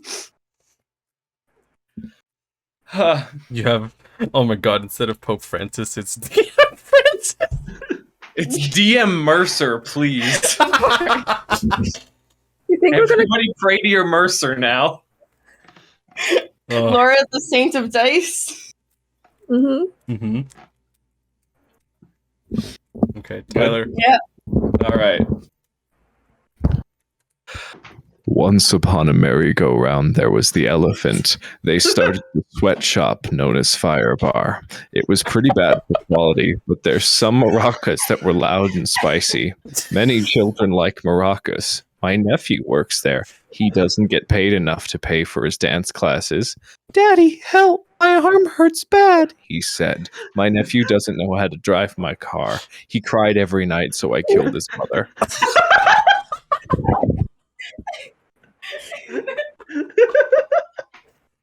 I'm not gonna lie to you, if it were up to me, Gabe had a pretty solid pitch, but then Tyler just came in with one hell of a story. Well, it's not up to you. This is a democracy. It's a vote. So, should we just leave it up to the viewers? I think we type our votes in the InkGuild projects chats, and then everyone hits enter at the same time. Yeah, let's do it. I've got mine. Okay. Wait for Marie-Soleil. I am walking away, so I can't see Tyler's. Okay. Can we vote for ourselves? Of course. Okay. Okay. Okay. Ready? Are we just gonna send it on one? Your host counted down. Okay. 3, 2, 1.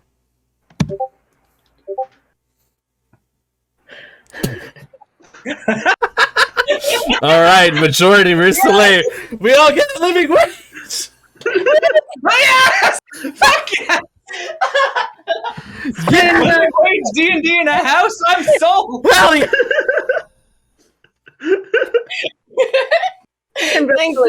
Thank you for your vote, Alex. Inauguration speech. Inauguration. Go. 30 seconds. I thank you so much. I did not expect this so much. I'll see you on Sunday for Dungeons and Dragons. You sound like you won an award. You sound like you won a Grammy. Yeah, right. What this is? Yeah. Spin the wheel. Spin Right. the Spin. Whose turn is it? It's Alex. Mine. Okay. Give me something good, wheel. Come on.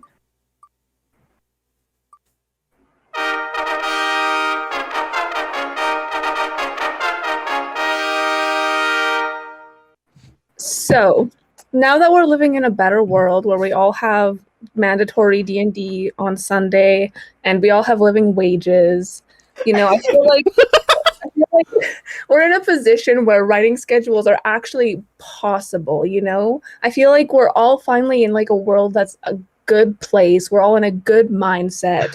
So, writing schedules. Do you have one? Are you planning to start one? Have you tried and failed to do one in the past? Have you given up all hope at ever managing to have a schedule because your mental health is out of whack? The world is falling to pieces. Thoughts? Of the Do you need a minute? That was that went in the direction. Writing schedules. I had one for 2 days and then I gave up because by that third day I was struck with writer's block and I could not recover from it. That was years ago. The tricky part, right? It's like sometimes you're like, oh yes, I'm gonna start writing, and then you start writing and you're like, wait, how the fuck do you do this again? What are words? People Sorry. will- Jeez. People I will don't tell understand you these symbols. being a writer is writing. Those people are lying to you. What makes you a writer is the fact that you forget how to write every time you try to do it. Mm-hmm. I like that. That's that. I need that on a throw pillow. Yeah, as soon as podcast is over here, I'm gonna try doing the productivity chat Wednesdays starting in September.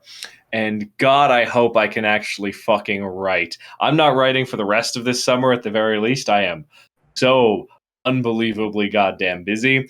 As for a writing schedule, I think queen of that would actually be Lee, because Lee somehow managed to do like 400 words a day for several months in a row. She's insane. 400 holy shit, I can barely manage 50.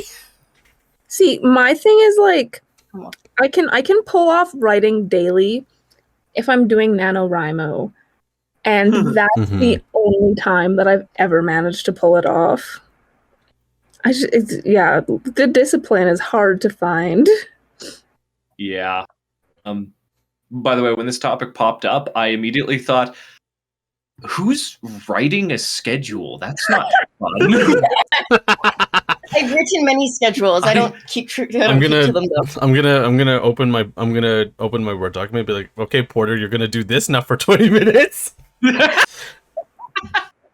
I've written many schedules for work. It's fucking dry as shit. Why do I want to talk about this? Gabe, writing schedules? Writing schedules suck.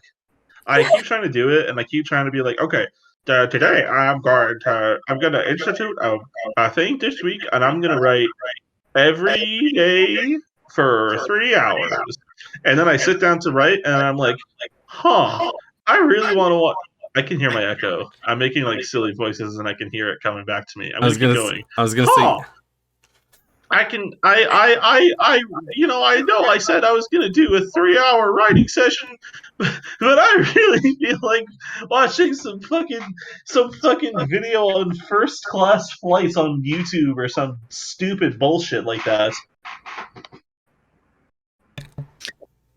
Yeah, having a computer in front of you with the entire world's knowledge on it is kind of detrimental, you realize, to actually getting anything done. Can we actually please talk about that for like a little bit? Yeah, oh my god.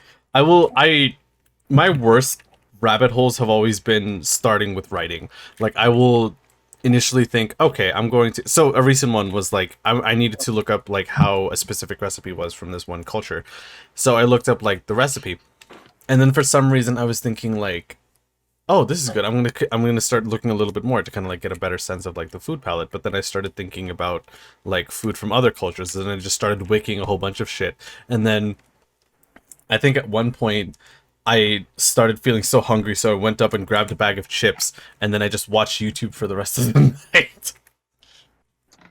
My brain is always just like, why would I write a story when I can just like daydream about it instead? Mm-hmm. Daydreaming gives the dopamine, writing gives the sad. Exactly. If it's all in my head, no one can criticize. Why write one story when you can daydream many? Yeah. Mm-hmm. In fact, why even go outside at all?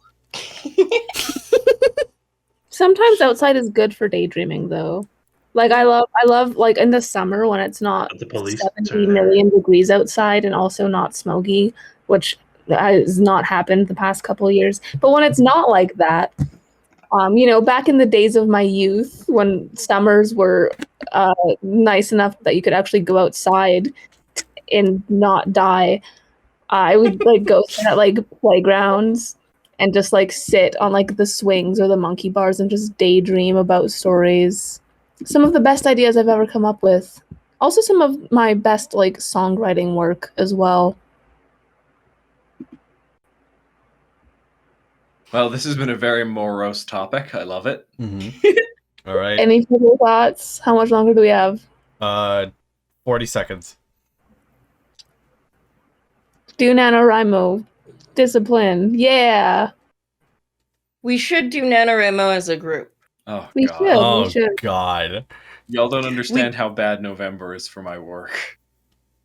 We don't actually need to like hit the NaNoWriMo goals, but we should try to like make our own goal. I was for gonna say, November. yeah, let's just do our own thing. Yeah, Like, we don't need to reach like whatever goal it is Yeah. for the actual contest, but It's just like a way we can like, write every single day and like hold Yeah. each other accountable. So like at a certain time at the end of the day, we can be like, okay, here's my total word count for the day to prove that I wrote stuff, Yeah. and we can do like writing sprints, like you do your productivity chats and such, but we can Yeah. do like a writing sprint where it's like, okay, everybody's gonna stop and write for like 30 minutes now, and let's see how much we get done. Yeah, That's let's a do good it. idea. That's a cool Otherwise, we idea. start taking off fingers. I like how we all just agreed to a writing schedule after saying how bad we all are at writing. This is going to be great, everybody. I have high hopes for Somebody us. write this down. We are committed now. We're Yeah, on I was record. like- I don't was know. like gone for a second. I need a TLDR.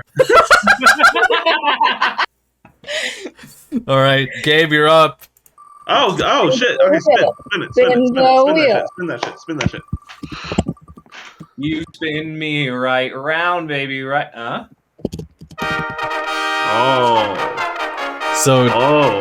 with badly explained stories, just pick whatever story you want, and then we just have to guess what it is. So don't Okay. tell us the story. So there's this guy. And he's like he's living in this like kind of weird town. And then this girl moves in. She moves into this house, and she kind of doesn't like it. But she gets like acquainted with the old owners, and they're like super chill. But then this weird guy comes in, and he's like, I am a groomer. I am a groomer, and I'm gonna do grooming. And she's like, I don't want that. And then the old owners are like, well, we're gonna help you kill the groomer. Kill this groomer, and then in order to the groomer, he lives in like a different area. He lives in like a different neighborhood, and shit is real weird there. And he dresses real weird, real gothic like, and he wears makeup. And you have to like say his name 3 times to get him to show up anywhere. Oh And, my Okay. Okay.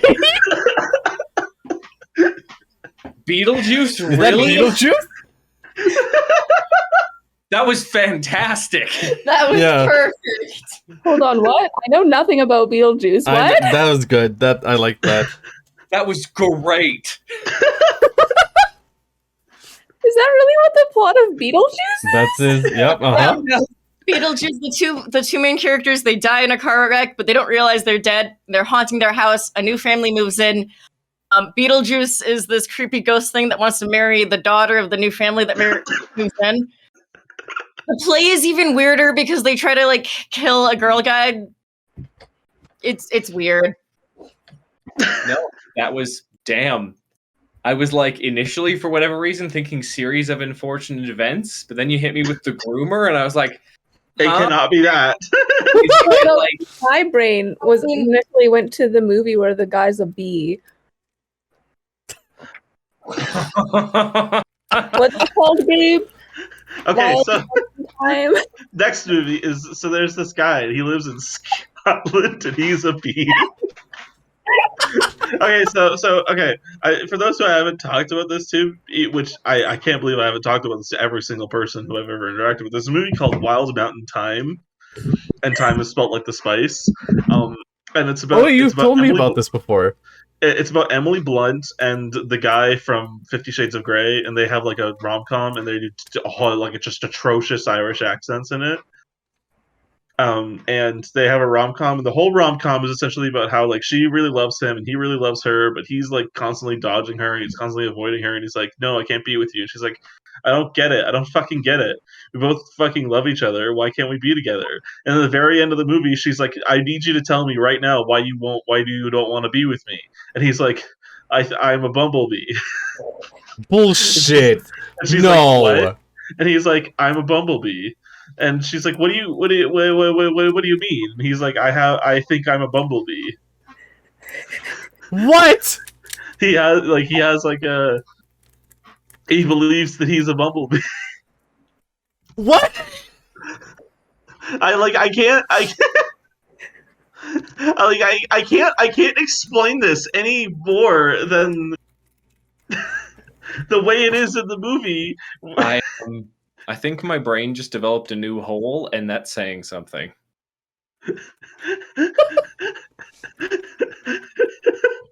Oh my god! I'm just like looking up pictures of this movie, and he just sent this one screenshot.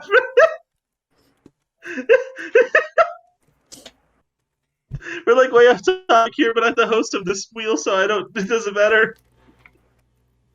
You guys need to see this fucking screenshot. Okay.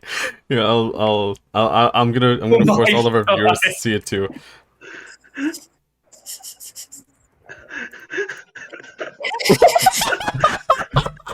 What the fuck? Of all the screen caps I never thought I'd fucking see. What the fuck is that?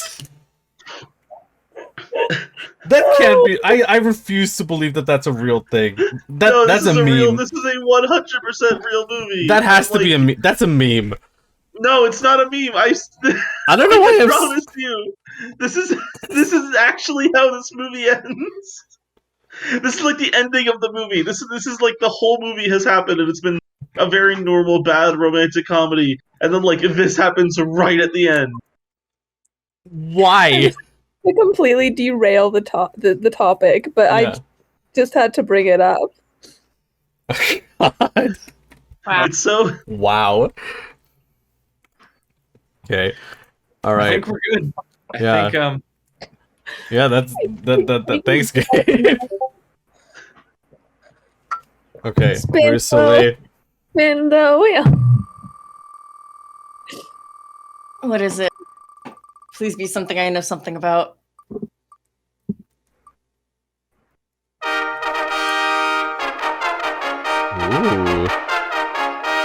Okay then. So timelines or keeping things straight, but nobody here is straight. Anyway, I personally don't really do a timeline, but I will keep like a list of events that happen in place. I find that timelines can be helpful for long-running stories, though. What are your guys' experiences with timelines? I will say that I was the one who put this in. And the thing that I was thinking about with this is lately I've been putting together a list of like all my characters' birthdays in like order because, you know, characters are different ages after their birthdays pass. And sometimes that's hard to remember, like how old someone is at a specific time. So that's kind of like what I meant by like keeping things straight is like, you know, keeping things in the right order and making sure you know where everything is in the story. And this is something that I really struggle with. So I tend to make really detailed timelines. I'm sure Tyler has even more detailed timelines that he wants to talk about, though. Hi, is this segueing into me? Yeah. Okay. I'll take the bait. So, for the Mythic Cosmos, I have about 10,000-ish years in a spreadsheet. Now, granted, some of those are skipping quite a bit, but like I cover a good portion of about 10 grand, as well as several billion before recorded history. Because again, we're dealing with planets, but those are more just generalist things.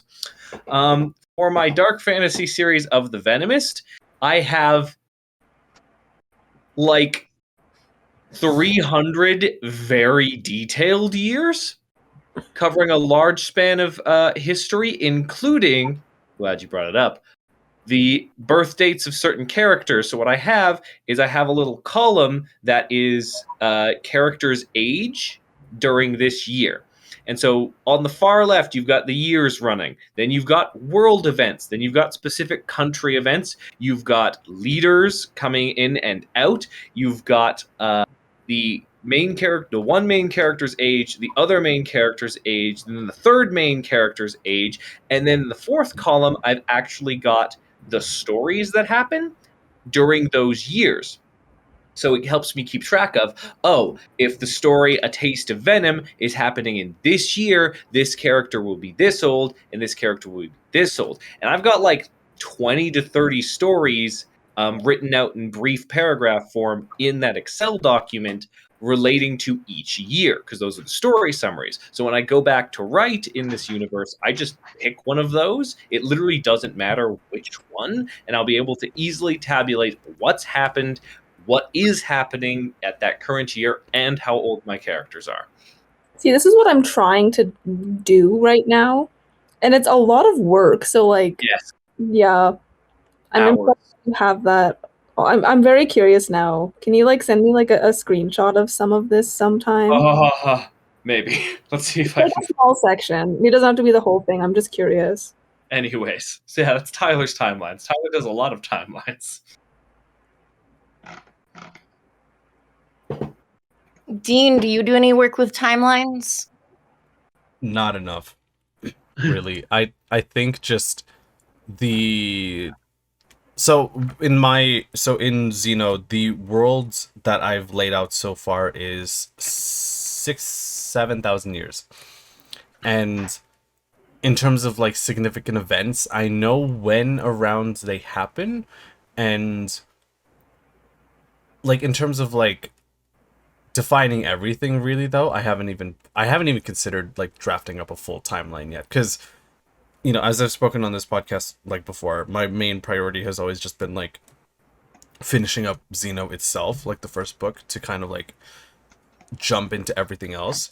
But like in terms of like significant events, I should get that on a timeline, yeah. And I've spoken about this before for or in previous episodes, or you know, just off conversation, but Night Lab, that's a good timeline software for, it's used mainly for like journalism work, or you know, it's used mainly for like just creating timelines specifically. So I've used it. It's a really good intuitive software. Plugs. It's the one I'm using for Mythic Cosmos. Hooray! Woo! My process for creating timelines is really great because I don't have a timeline so much as I have a PowerPoint presentation that catalogs key events in chronological order, or tries to. I've never really like sat.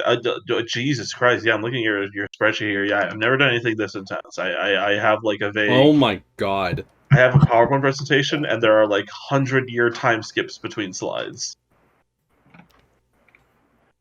And this is just for Lemonheart. I haven't even done my timeline for Glass Inferno. I have no idea what's going on there. I know the events that specifically concentrate around the plot, and that's it. Oh, this is cool. I can show you how to format those at a later date because I love formatting a good spreadsheet.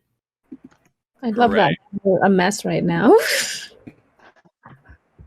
All right, that I don't should even be. remember having it written in there. All right, that is. There we go. Okay, so Tyler, it's to you. Spin the wheel. Spin the wheel.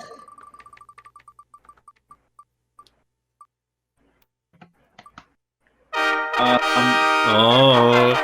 Do we have to do this one again? Okay. Yep, it's all you. A kid in a desert becomes an insurgent,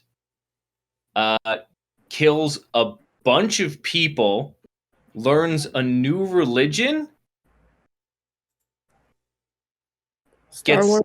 assault. That's Yeah, Star there you Wars. Okay. I don't know enough about Star Wars and Dune, but it could have been either of those in my mind. go. All right, you ready for the next one? A kid in a desert. His father dies. He becomes an insurgent. Is this one Dune? He does a bunch of drugs in the desert. Yeah, this one's Dune. Amazing.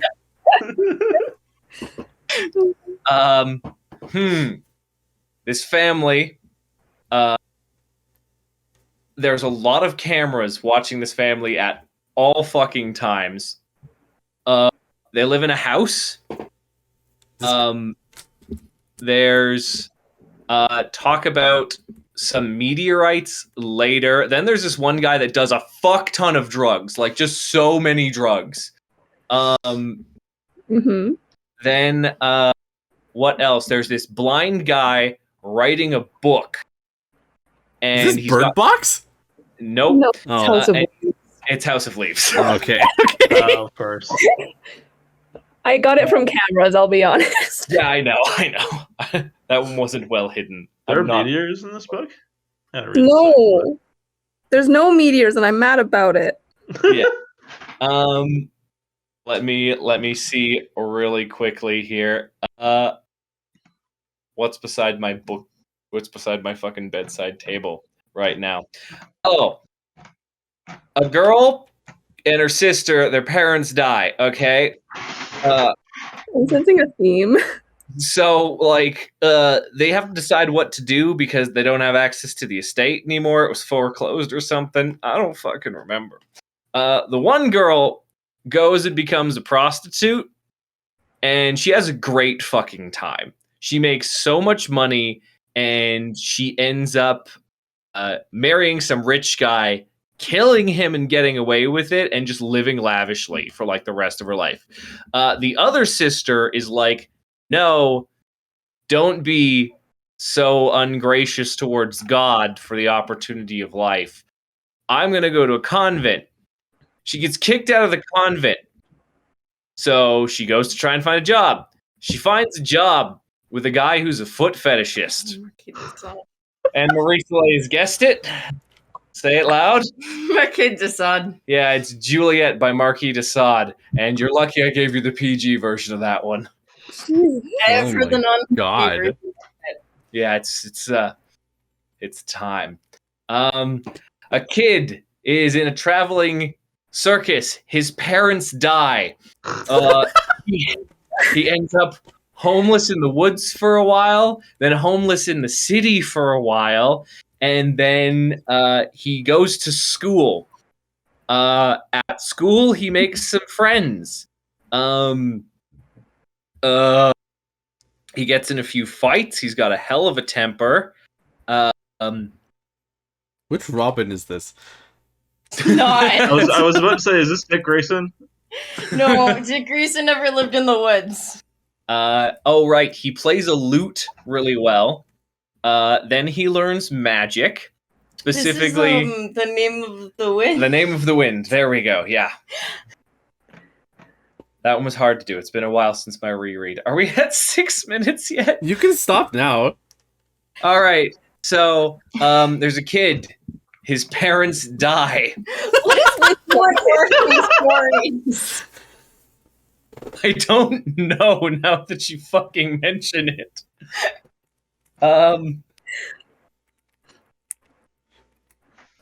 He gets picked up by a weird old dude and taught how to poison people. This one's just my own. Yeah, no, we're done. Amazing. Good? Yeah, Good. yeah, we're good. Okay. All right, Okay. how are we doing on time? Because, like, that's how many rounds have we gone? That's 3 rounds. It's been not even 2 hours. Okay, Hey, I one think more round. One more round, yeah. I'm good for another round. Okay. Spin the wheel. Spin the wheel. Spin the wheel. Spin. Spin.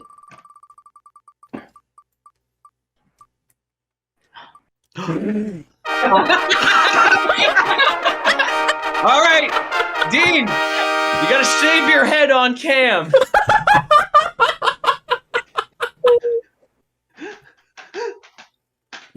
What does Baldness even mean?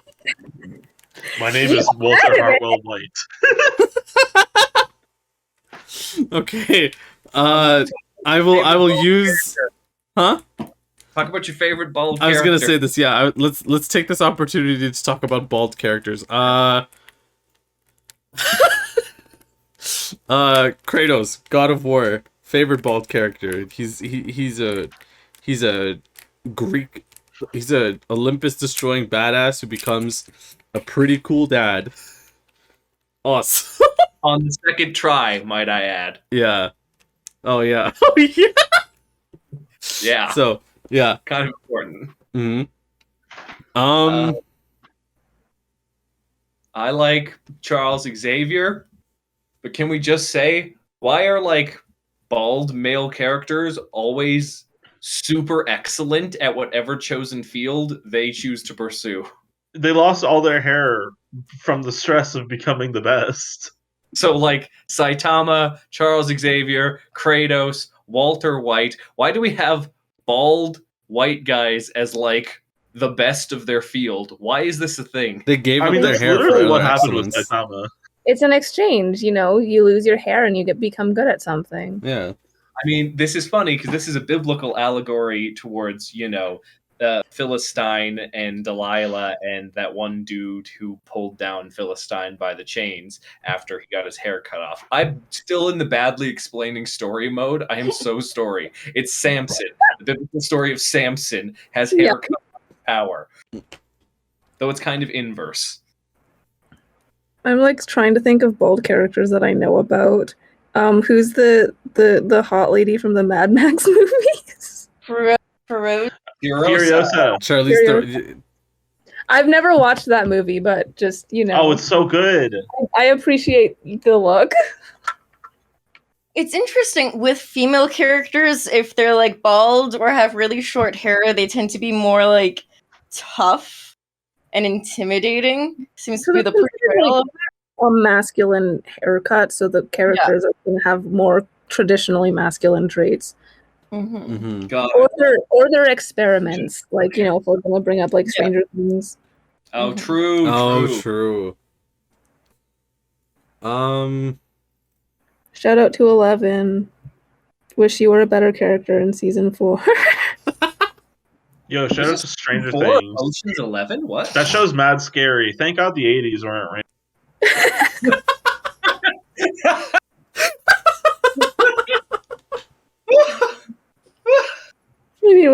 Anyway.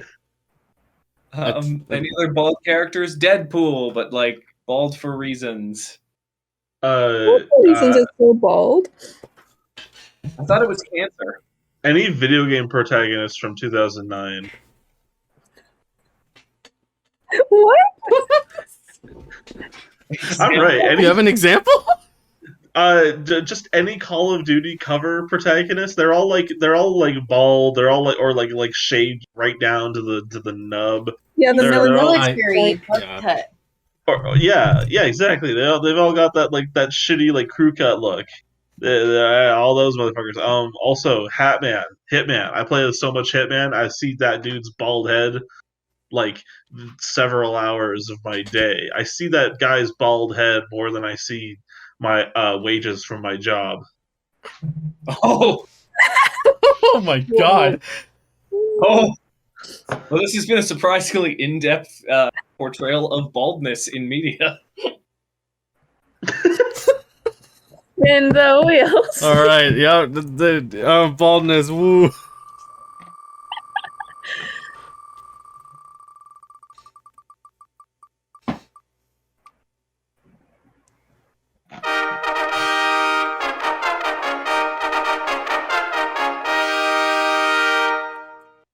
So, what is everyone's favorite writing exercises? I will tell you what mine is. It's called not writing. Daydreaming.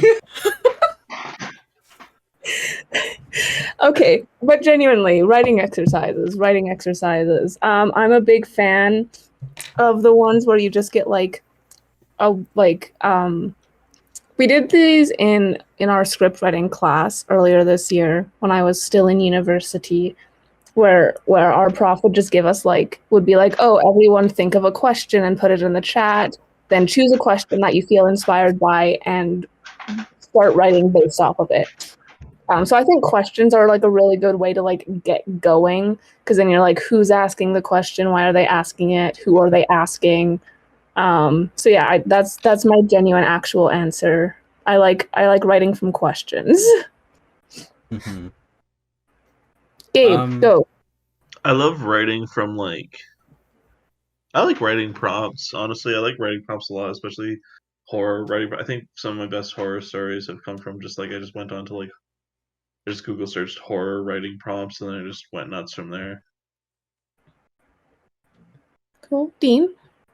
Music is a very excellent it's a very excellent I guess exercise in trying to get the brain working, because especially with instrumental music too, you kind of can just tell the story however you want based off of what you hear, and for specific scenes or specific characters, you can just find the closest anthem to what they represent. So yes, writing to music.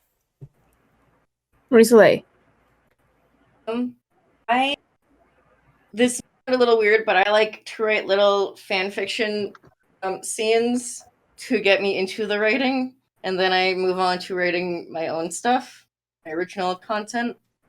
Oh, interesting. It's easy to play in somebody else's sandbox, so to speak, to get the juices flowing. The creative writing. Tyler?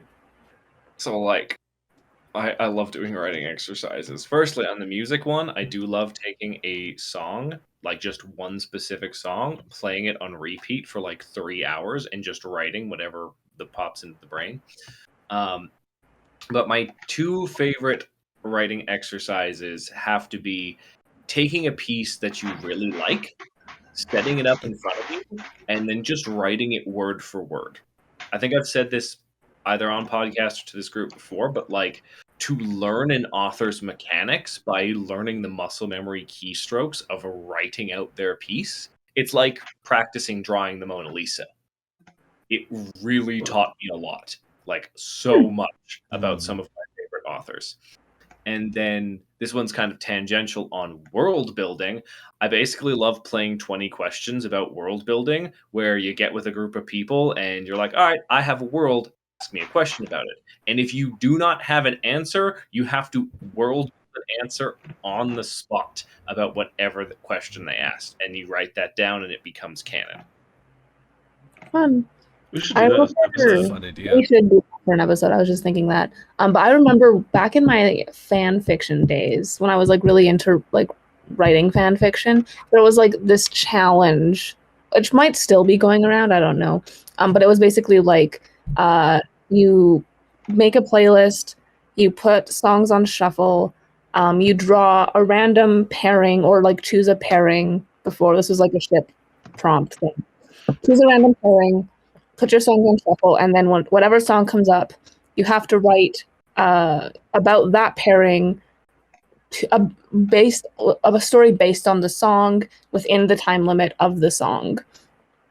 Ooh. And then whatever you get to by the time the song ends is what you do, and then you post that. No editing or anything. And like it's like a really good way of forcing yourself to like dive straight into the writing and not like overthink it, I find. Yeah, I don't know. Interesting stuff to do. Any other fun ones anyone wants to mention? Not on my end, I don't think. Cool. Shit, sorry. Give a fun one that I have done. Anyone ever seen a piece that's written without a letter? Yes. Yeah, there's a very famous one where the author did not use the letter E in the entirety of the book. And they were so good at what they were doing that they actually managed to write about the letter E from the perspective of the characters, because the characters felt like something was missing. And so they self-referenced the letter E without using the letter E. And that is fucking bananas. That's awesome. Did they manage to translate it into another language without using the letter E as well?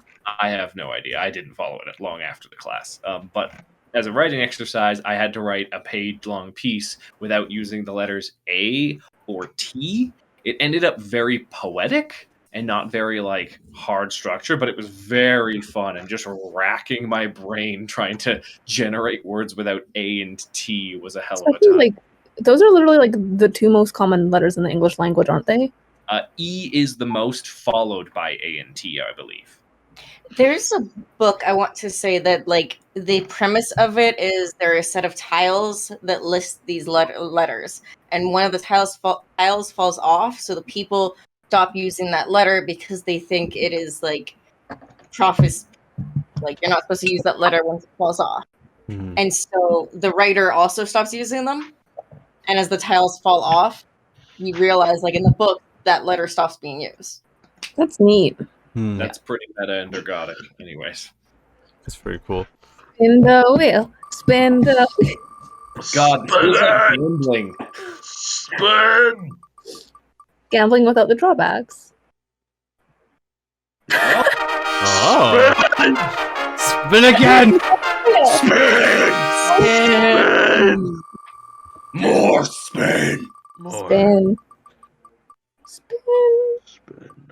Spin again.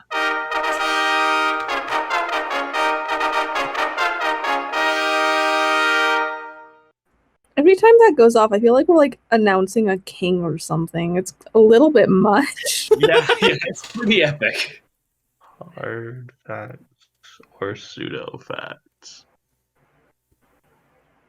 Didn't you write this one, Gabe? No, this one was one of mine. One of yours? Yeah. Cause like, so what I meant about this was like, when you're writing, do you try to find like actual hard facts about things, or do you make up your own if you need to? Oh, I find no facts. Like comic book science. I use very pseudo facts. I mean, I feel like a lot of my writing, I'm like already jumping the shark, so I'm just like, yeah, I'm not gonna do a ton of research into the science of like fingernails. If I've got a character whose name is like is Mr. Fuck, and he has like a shark for a head. Okay. I've already passed the threshold. I made the hard science. I can. You take it or leave it. If I'm writing like a hard science fiction or like a realistic story, maybe I'll like a bit more. If should that day ever come. Yeah, I'm a hard science and hard sci-fi and hard fantasy nut. So I very rarely do pseudo-facts. I basically only go hand wave magic at, like, again, the most extreme parts of my story, like, gods existing in gravitational fields. Everything else is hard science up to that. For me, it depends. Because pseudo-facts is more fun for a fantasy. So when I'm writing fantasy, because then I could just be like, yeah, this makes sense to the world. Like, I still kind of make hard facts in the realm of, like, capabilities when it comes to magic and physics, I guess, because the probability of everything happening still kind of accounts into my head, like, okay, this is cool to write, but, like, does it make any kind of, like, tangible sense, and does it help with the narrative, right? So I think for me, like, having pseudo facts for the kind of stories that I'm writing is a little bit more my kind of preference, because you can just kind of bend reality at that point. I feel like, weirdly, I don't know if this comes up in my stories or not. I mean, like, if we're talking science, I don't tend to delve into science. But I feel like, I don't know, I feel like it depends on the story and, like, the setting. So, like, I don't know what I'm saying. It varies for me. Sense. For me, it depends on what I'm writing, and if, like, it makes it work better to make something up, then I make it up and I stick to what I make up. Yeah, I think consistency is, like, what matters the most. Then, like, if you've gone out of your way to be like, this is all hard fact, but this I just made up, and it feels out of place, then it's a problem. But, like, if you establish stuff and stick to it, then I feel like it works, even if it doesn't make sense in real life. Mm-hmm. I mean, you can set a story, like, you can set, like, a fiction piece kind of anywhere, like, if you want to set it on Earth or, like, your own shit or whatever, but, like, still things seem like a lot of things still need to be factual. Like, it just has to make sense eventually. Like, if like up is down or, like, down is up, then, like, there still has to be some kind of, like, explanation to that. You shouldn't, like, it's kind of, I don't know, depending on the writer, obviously, but just at some point there are just some things, even beyond the realm of, like, just writing, where it's like there has to be some reasoning behind this or something. Consistency is key. Like, you can choose hard facts or pseudoscience or use a blend, but again, we talked a bit about consistency here, and that's something I found in the Mythic Cosmos, especially when I was like, all right, the planets are gods, they're all intelligent, here's why, because things that have gravity have sentience. All right, but everything has gravity, so there's now a certain level of gravity you need to get to actually form sentience. What about things like asteroids that are right at the cusp? Well, they do have sentience, it just fades in it, and see, it kind of led me down a big world-building hole, which is actually really great, because it helped me flesh out so much of the setting just based on, okay, here's my pseudoscience, let's see where it takes me. Yeah. I think there's, like, a post going around on Tumblr right now that I think is really good that says, I don't want fantasy to be realistic, I want it to be convincing. Yes. And I think that's kind of what matters the most, is, like, even if you're making something up, you're still, as long as it, like, makes sense, as long as it's convincing enough to your reader, as long as it fits with the world, as long as it has, like, a purpose, then you're good. Yeah. Otherwise, it's probably better to default to hard facts, because at a certain point, it's going to be, like, all over the place. Yeah. That's just my thoughts, though. Yeah. And I mean, if you are going to write hard facts, and like you should keep that consistent as well, because like Yeah. you certainly don't want to just like retcon your information, like how many books or like how many even paragraphs down the line, right? All right, Marie-Soleil, you're up. Spin the wheel. Spin the wheel. Spin the wheel.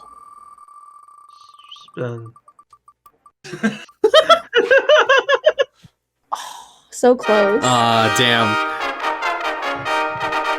Planning a series.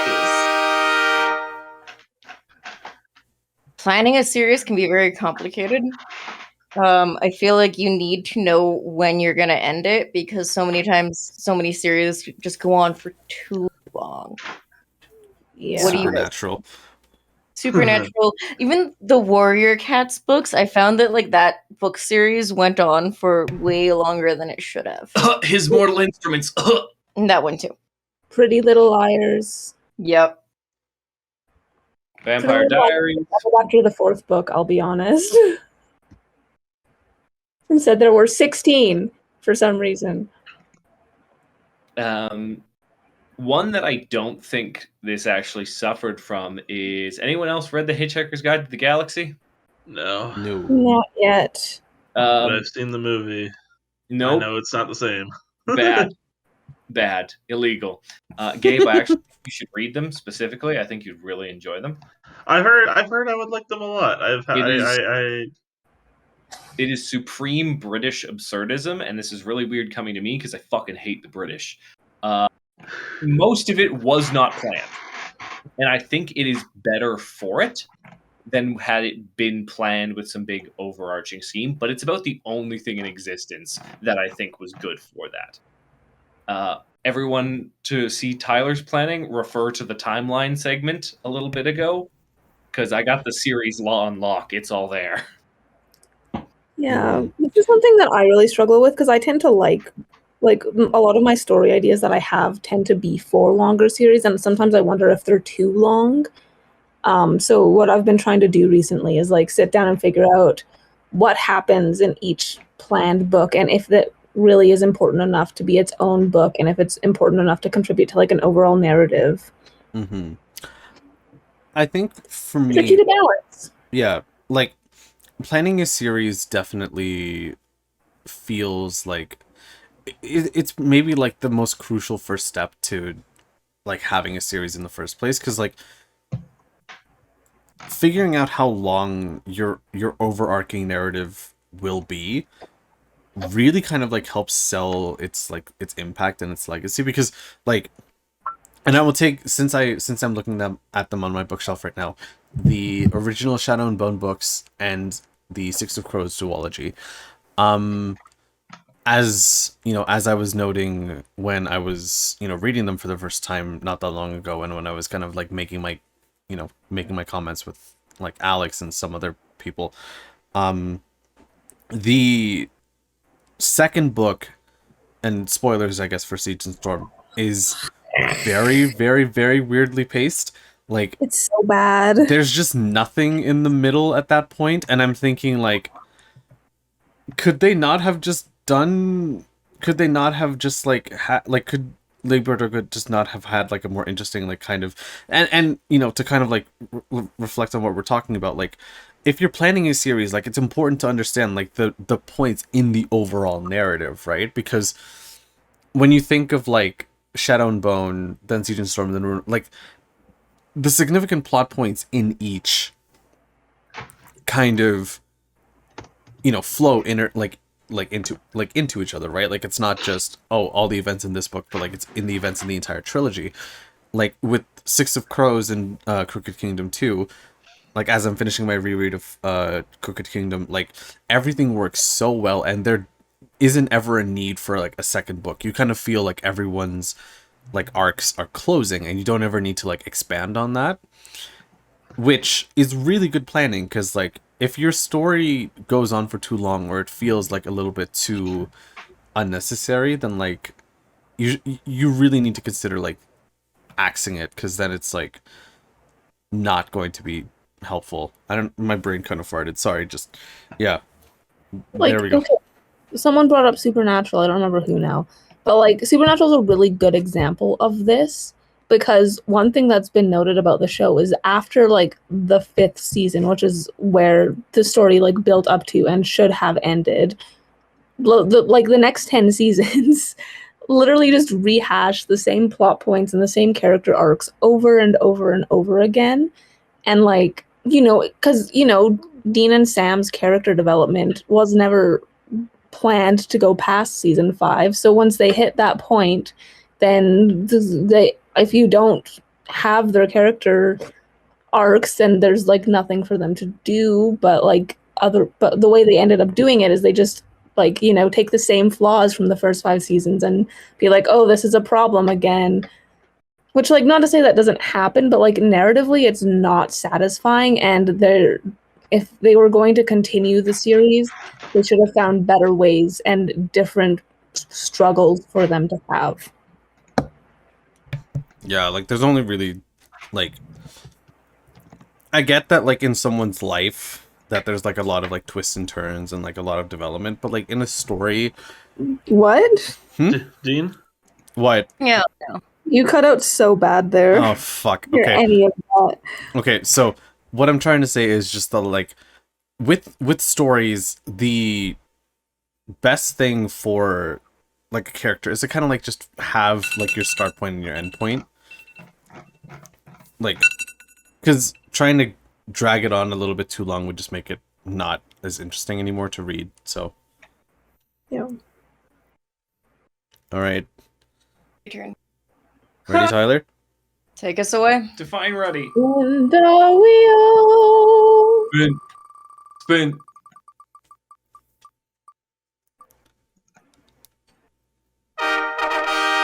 Oh, good God. Oh, we almost had the permaban. All right. Okay. Okay, here's the question. Are we Googling riddles for you? Or are you Googling riddles for us, or are we switching? I'll Google riddles right now, and we'll see how many we can get through. I used to have a bunch of these saved for D&D purposes. Give me but a moment. Okay. So we solved the riddles. Yes. Okay. Are these Jingles riddles? No, Jingle does puns, not riddles. Okay. How does this work? Hello? Hello? Hello? Sorry, yeah, I'm trying to find out where Hello? the answer shows up in this thing. No, that's not. Hello? Hello? Can you hear us, Gabe? Hello? I'm gonna murder you. Hello?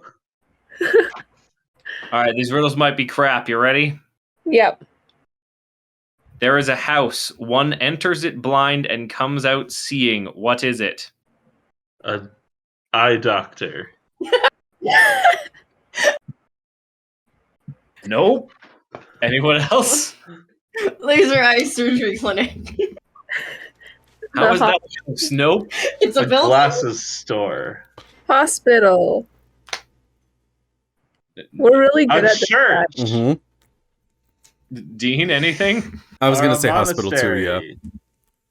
monastery. It's like they're blind. It's a monastery, like a church monastery. I say just give the answer, Tyler, so you can. Now I see. A schoolhouse. Ah. It's actually an ancient Sumerian riddle. I don't get it. I did. Okay. Because, like, it teaches you things and knowledge is sight. Oh I my didn't god. think these would be good. That's the most you riddle I've ever heard. I don't get All it. right, so I just give the Sphinx's riddle then? Is everyone happy with if I give the Sphinx's riddle? Yeah. A baby.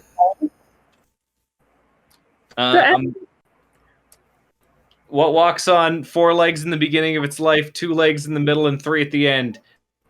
A Man. Pokemon. A baby. Human.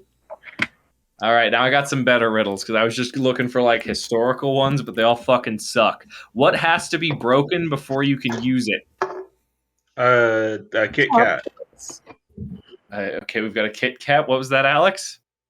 Chopsticks, the ones that like come together, but you have to like I was gonna break say them. chopsticks too. Yeah.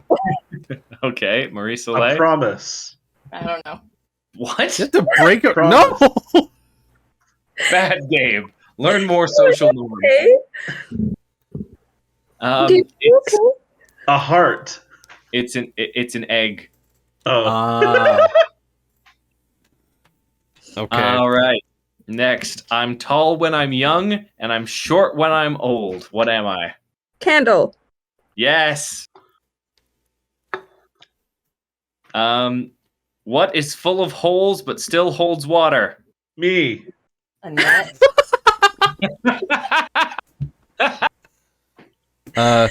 Spaghetti strainer.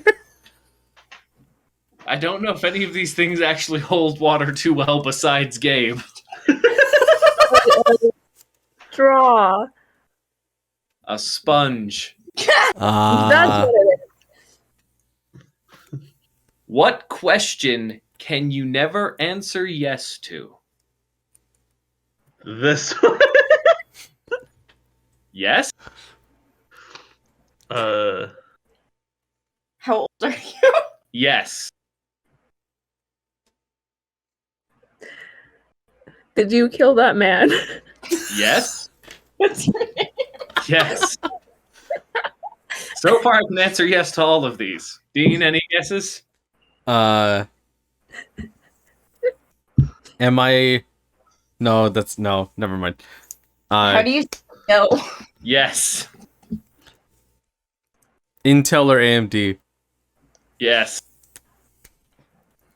The answer is, are you asleep yet? You can still say yes. Can you? You're saying yes for every other question. You don't have to be answering the question correctly. Your name's not yes. Did I say these riddles would be good? I'm also lying. We know. What goes up but never comes down? An umbrella and a chimney. What? You said that with full confidence. What? I believe you, but why? There's this cartoon that I used to watch of this kid and his dog that would go under his bed and they'd go through a door and he was the king of this land under his bed. I remember that show. One time he brought a book of riddles and the one robot guy couldn't figure out what the answer to the riddle was because the page was destroyed, and so the robot guy was malfunctioning. So the other guy was testing out ways to figure out what it was. And he put an umbrella up the chimney, and it fell up the chimney, and when it got to the top, it opened and got stuck at the top of the chimney. This is so specific. That's it. Yeah. Is this a core memory? Apparently. How the fuck was I supposed to guess that? Yeah. It's not the answer, but hey. All right, I got one more after this. So that answer is your age. Always goes up, never comes down. This is the last one. This is a doozy. Ready? Mm-hmm. A man who was outside in the rain without an umbrella or hat didn't get a single hair on his head wet. Why? Because it wasn't raining. Because he's bald. Because he's bald. Baldness! It all comes back. Yeah. Amazing. Okay. Okay. Fucking done. All right. Speed round. Speed round. Oh my god. No, 1 minute on the clock, 1 round. Let's go. I was gonna. Spin the wheel. Spin the wheel. Spin it. Spin. I don't Spin. Okay. Are we gonna do a speed round and then we can sign off, or? Yes. Spin. Yeah. Okay. I All right. command you to spin the wheel. Okay. I'm spinning the wheel. Oh my god, he actually did it. Okay.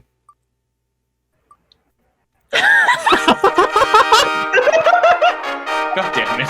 The Mummy is a. Is this The you? Mummy is Are a you good the one movie. going? The Mummy is a. Whose It's me. whose turn is it? It's me. Dean's turn. Speed round. Book of the Dead. They're scary. They're zombies. I don't like it. That's actually kind of very creepy, but like at the same time, as a plot device, kind of cool. It's like, oh shit, there's some dark secrets in here. I don't know what's gonna happen. Scary business. It's in itself a MacGuffin, and like MacGuffins are very tasty at McDonald's. Wait, are we not talking about like the actual Book of the Dead? We're talking about any Book of the Dead. There's Yeah. a Book of Dead and Evil Dead. There's a Book of the Mummy. Yeah. That's it. That's all I can think of. Yeah, There's other ones. That's all I got for Book of the Dead. Yeah, so we have 20 seconds. Everyone should watch the Evil Dead movies. No. Wait. Hang on, Tyler. Hang on. Wait. You don't like Evil Dead? I may be goth, but I will not subject myself to that. What the fuck do you mean subject? Evil Dead rules. What are you talking about? I hate campy. Spin the wheel. Spin the wheel. All right. What's my topic? Come on, give me something good.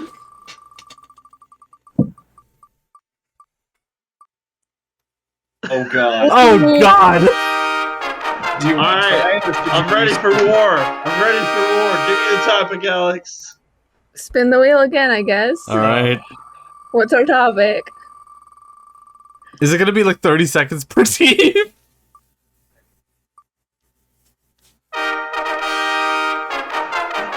Oh god. Okay. Let's see. I'm gonna moderate.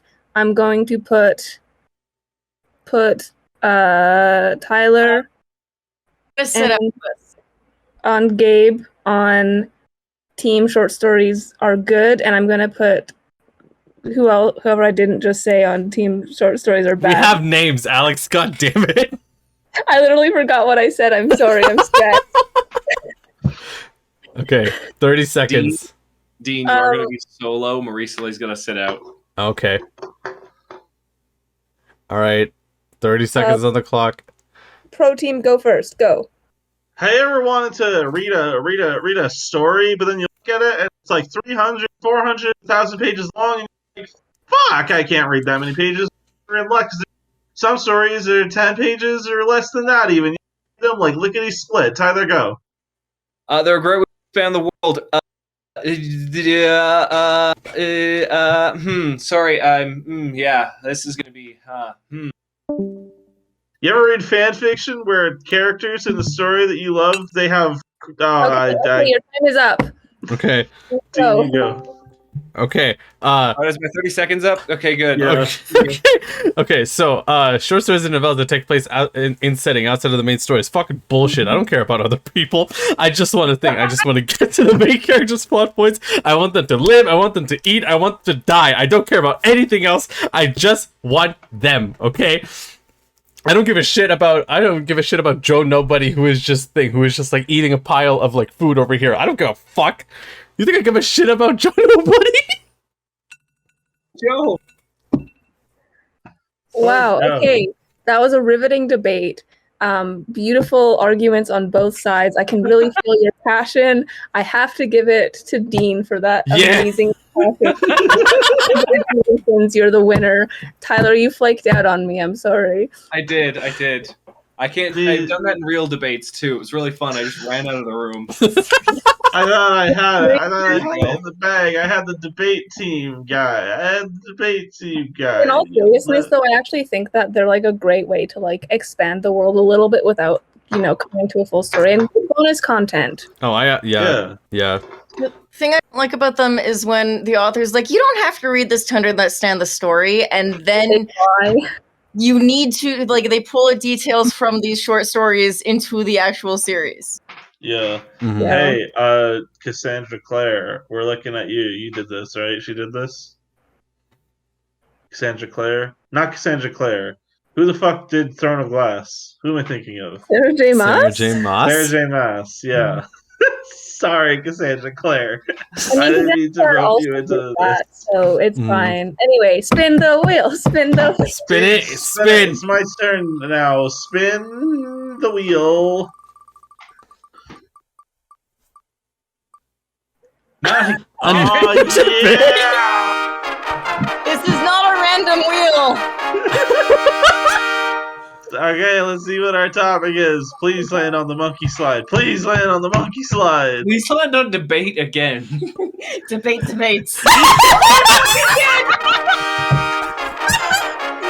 How many times has debate on this wheel. Enough. We're gonna debate. Okay. I am moderating. It is Alex, Tyler, Marie-Soleil is on one team and Dean is on the other team. The topic of debate is whether or not there should be this many debate slides on this wheel. And everyone else can voice their objections. Okay. Objection, Dean. Why did you put debate on this wheel like 10 times? Objection. There are no structures for this. Everyone just go. Dean, there should be more debates on this wheel. Tyler, shut up. Objection. This wheel should just be debate. Tyler, breaking the rules.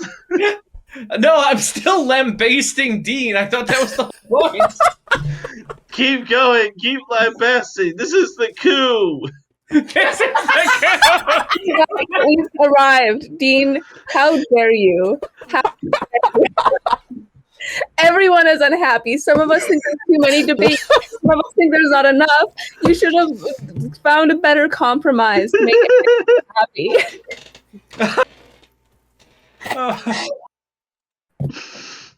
Oh my god. We're overthrowing you, and I'm overthrowing you, and I'm removing all debates. Yes. If it lands on debate again after this, we skip it. We go to the next. We just spin again. The mayor's gonna pass the law. There are no more debates.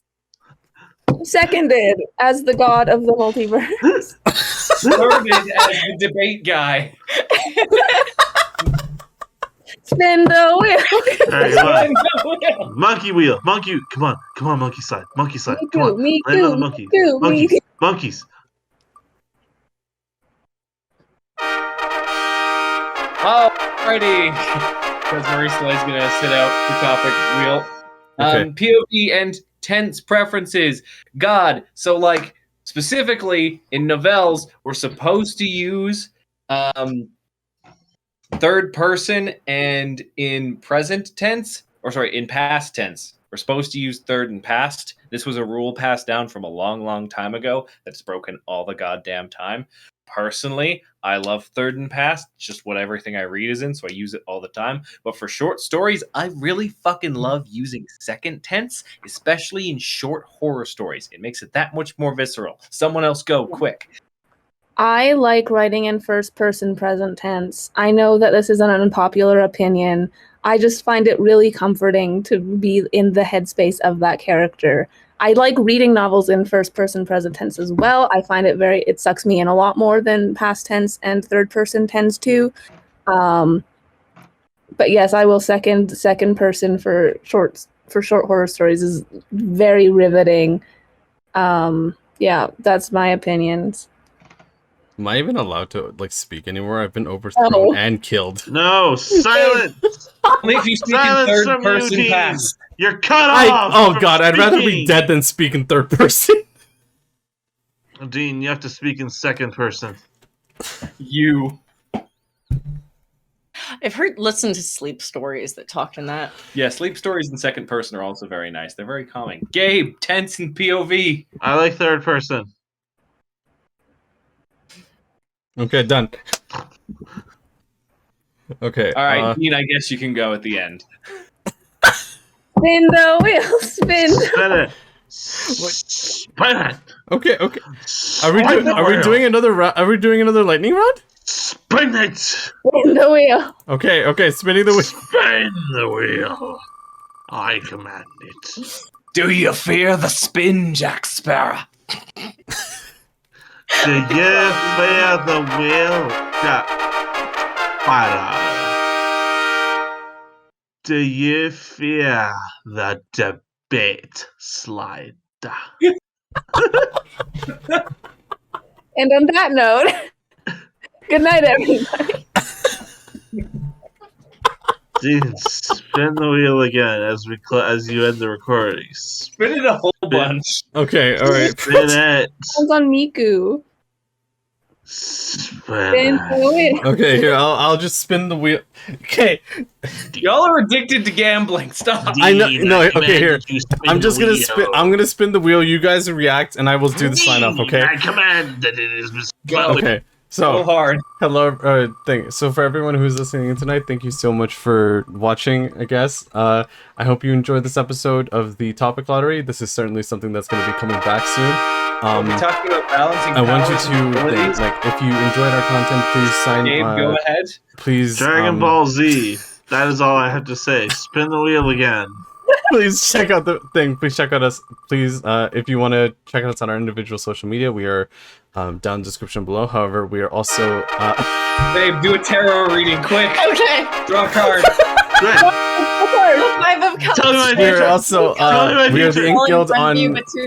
We're the InkGuild on YouTube, Spotify, Not all is lost. YouTube, Spotify, Instagram, Twitter, and TikTok and Tumblr. We also have our own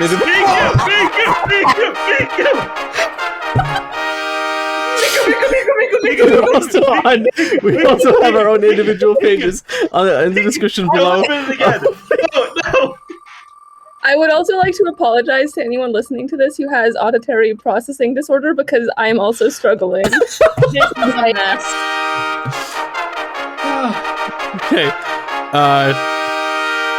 We have Patreon. Subscribe. You can see an ensemble of Patreon exclusives on our page. Oh my god, I didn't upload anything today. Oh wait, hold on. on Patreon. Oh.